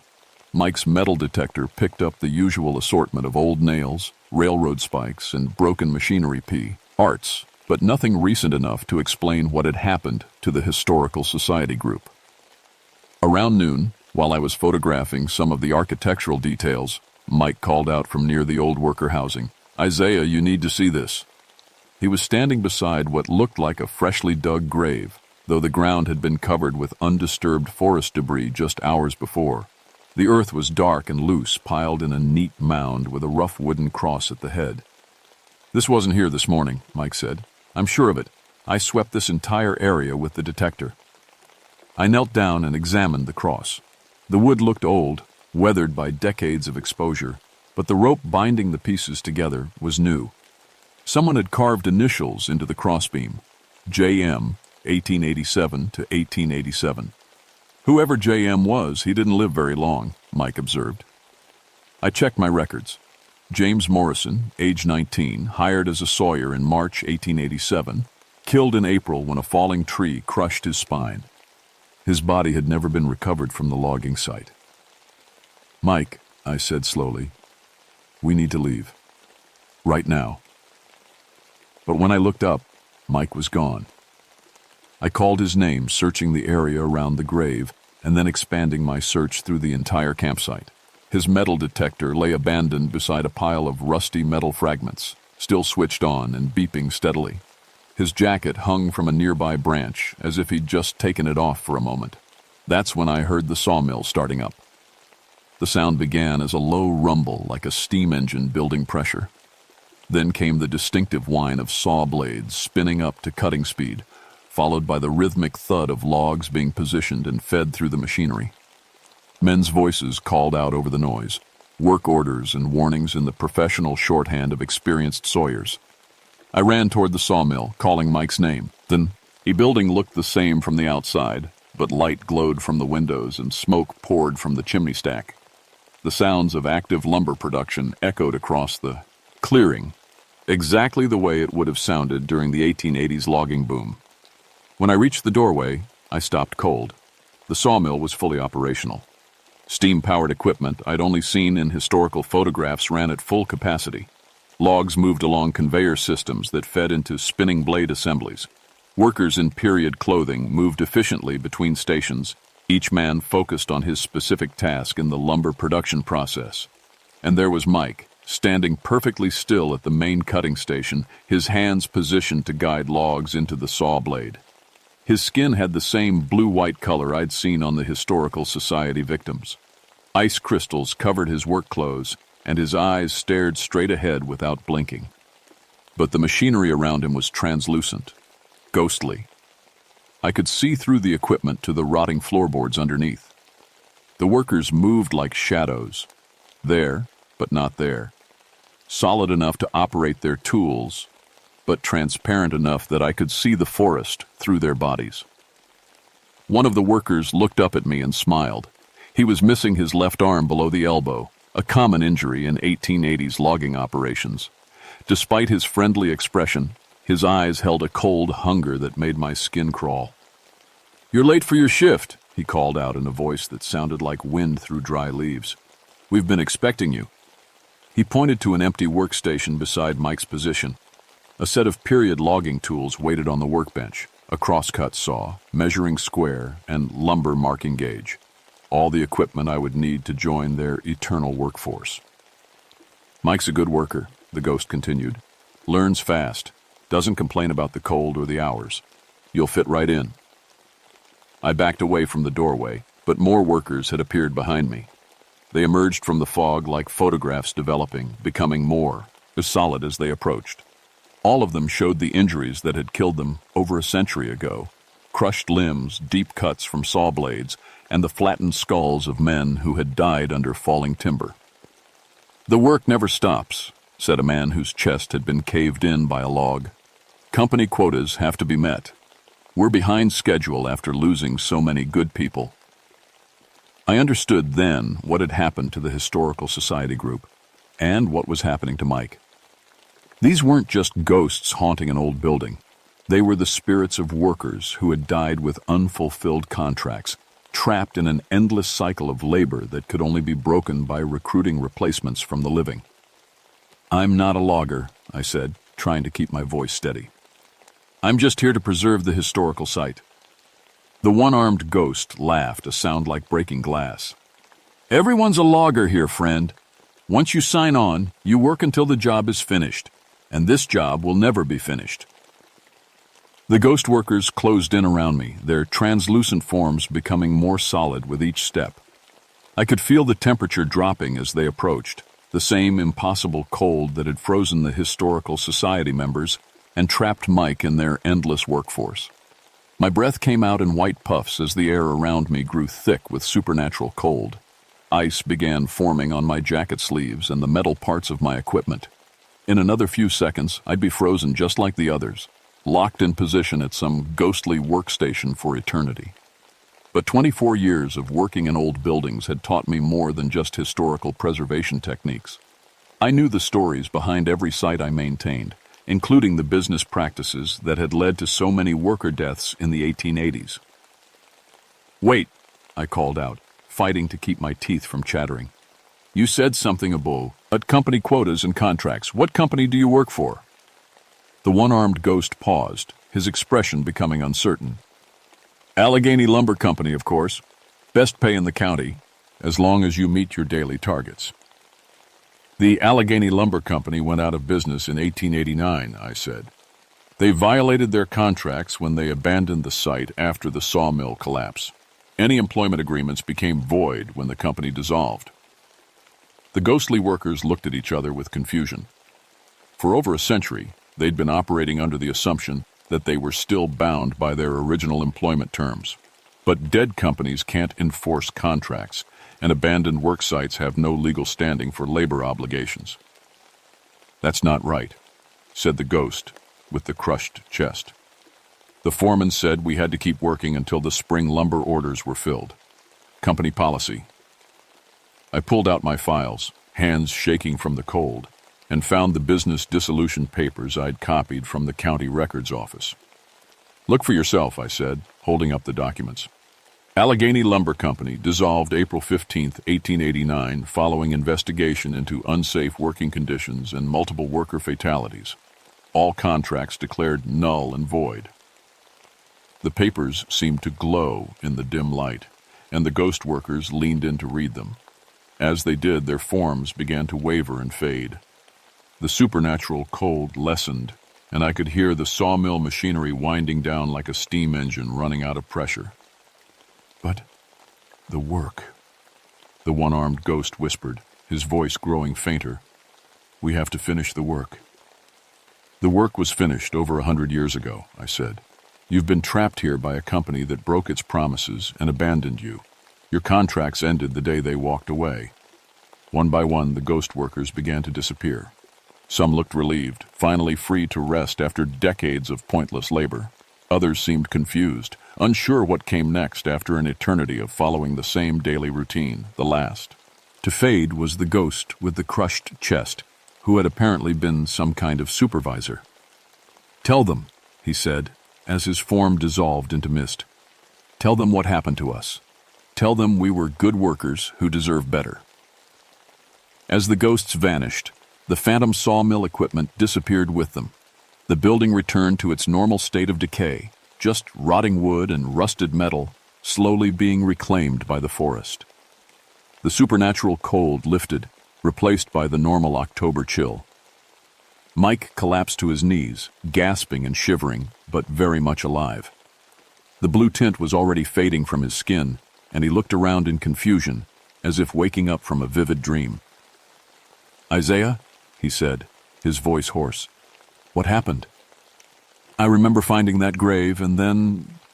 nothing." "How long was I out?" "Not long," I lied, helping him to his feet. "You must have hit your head on something. Come on, let's get you back to the truck, where it's warm." As we walked away from the sawmill, I looked back once. The building stood empty and silent, just another abandoned structure slowly returning to the earth. But I swear I could still smell fresh sawdust in the air, and somewhere in the distance I heard the faint echo of a steam whistle signaling the end of a long shift. The official report blamed the deaths on an environmental hazard, probably a carbon monoxide leak from some underground source that had since dissipated.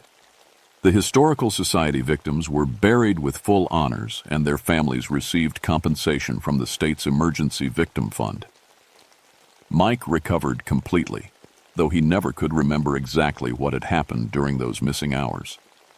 I finished documenting the sawmill site and submitted my preservation recommendations to the Pennsylvania Historical Commission.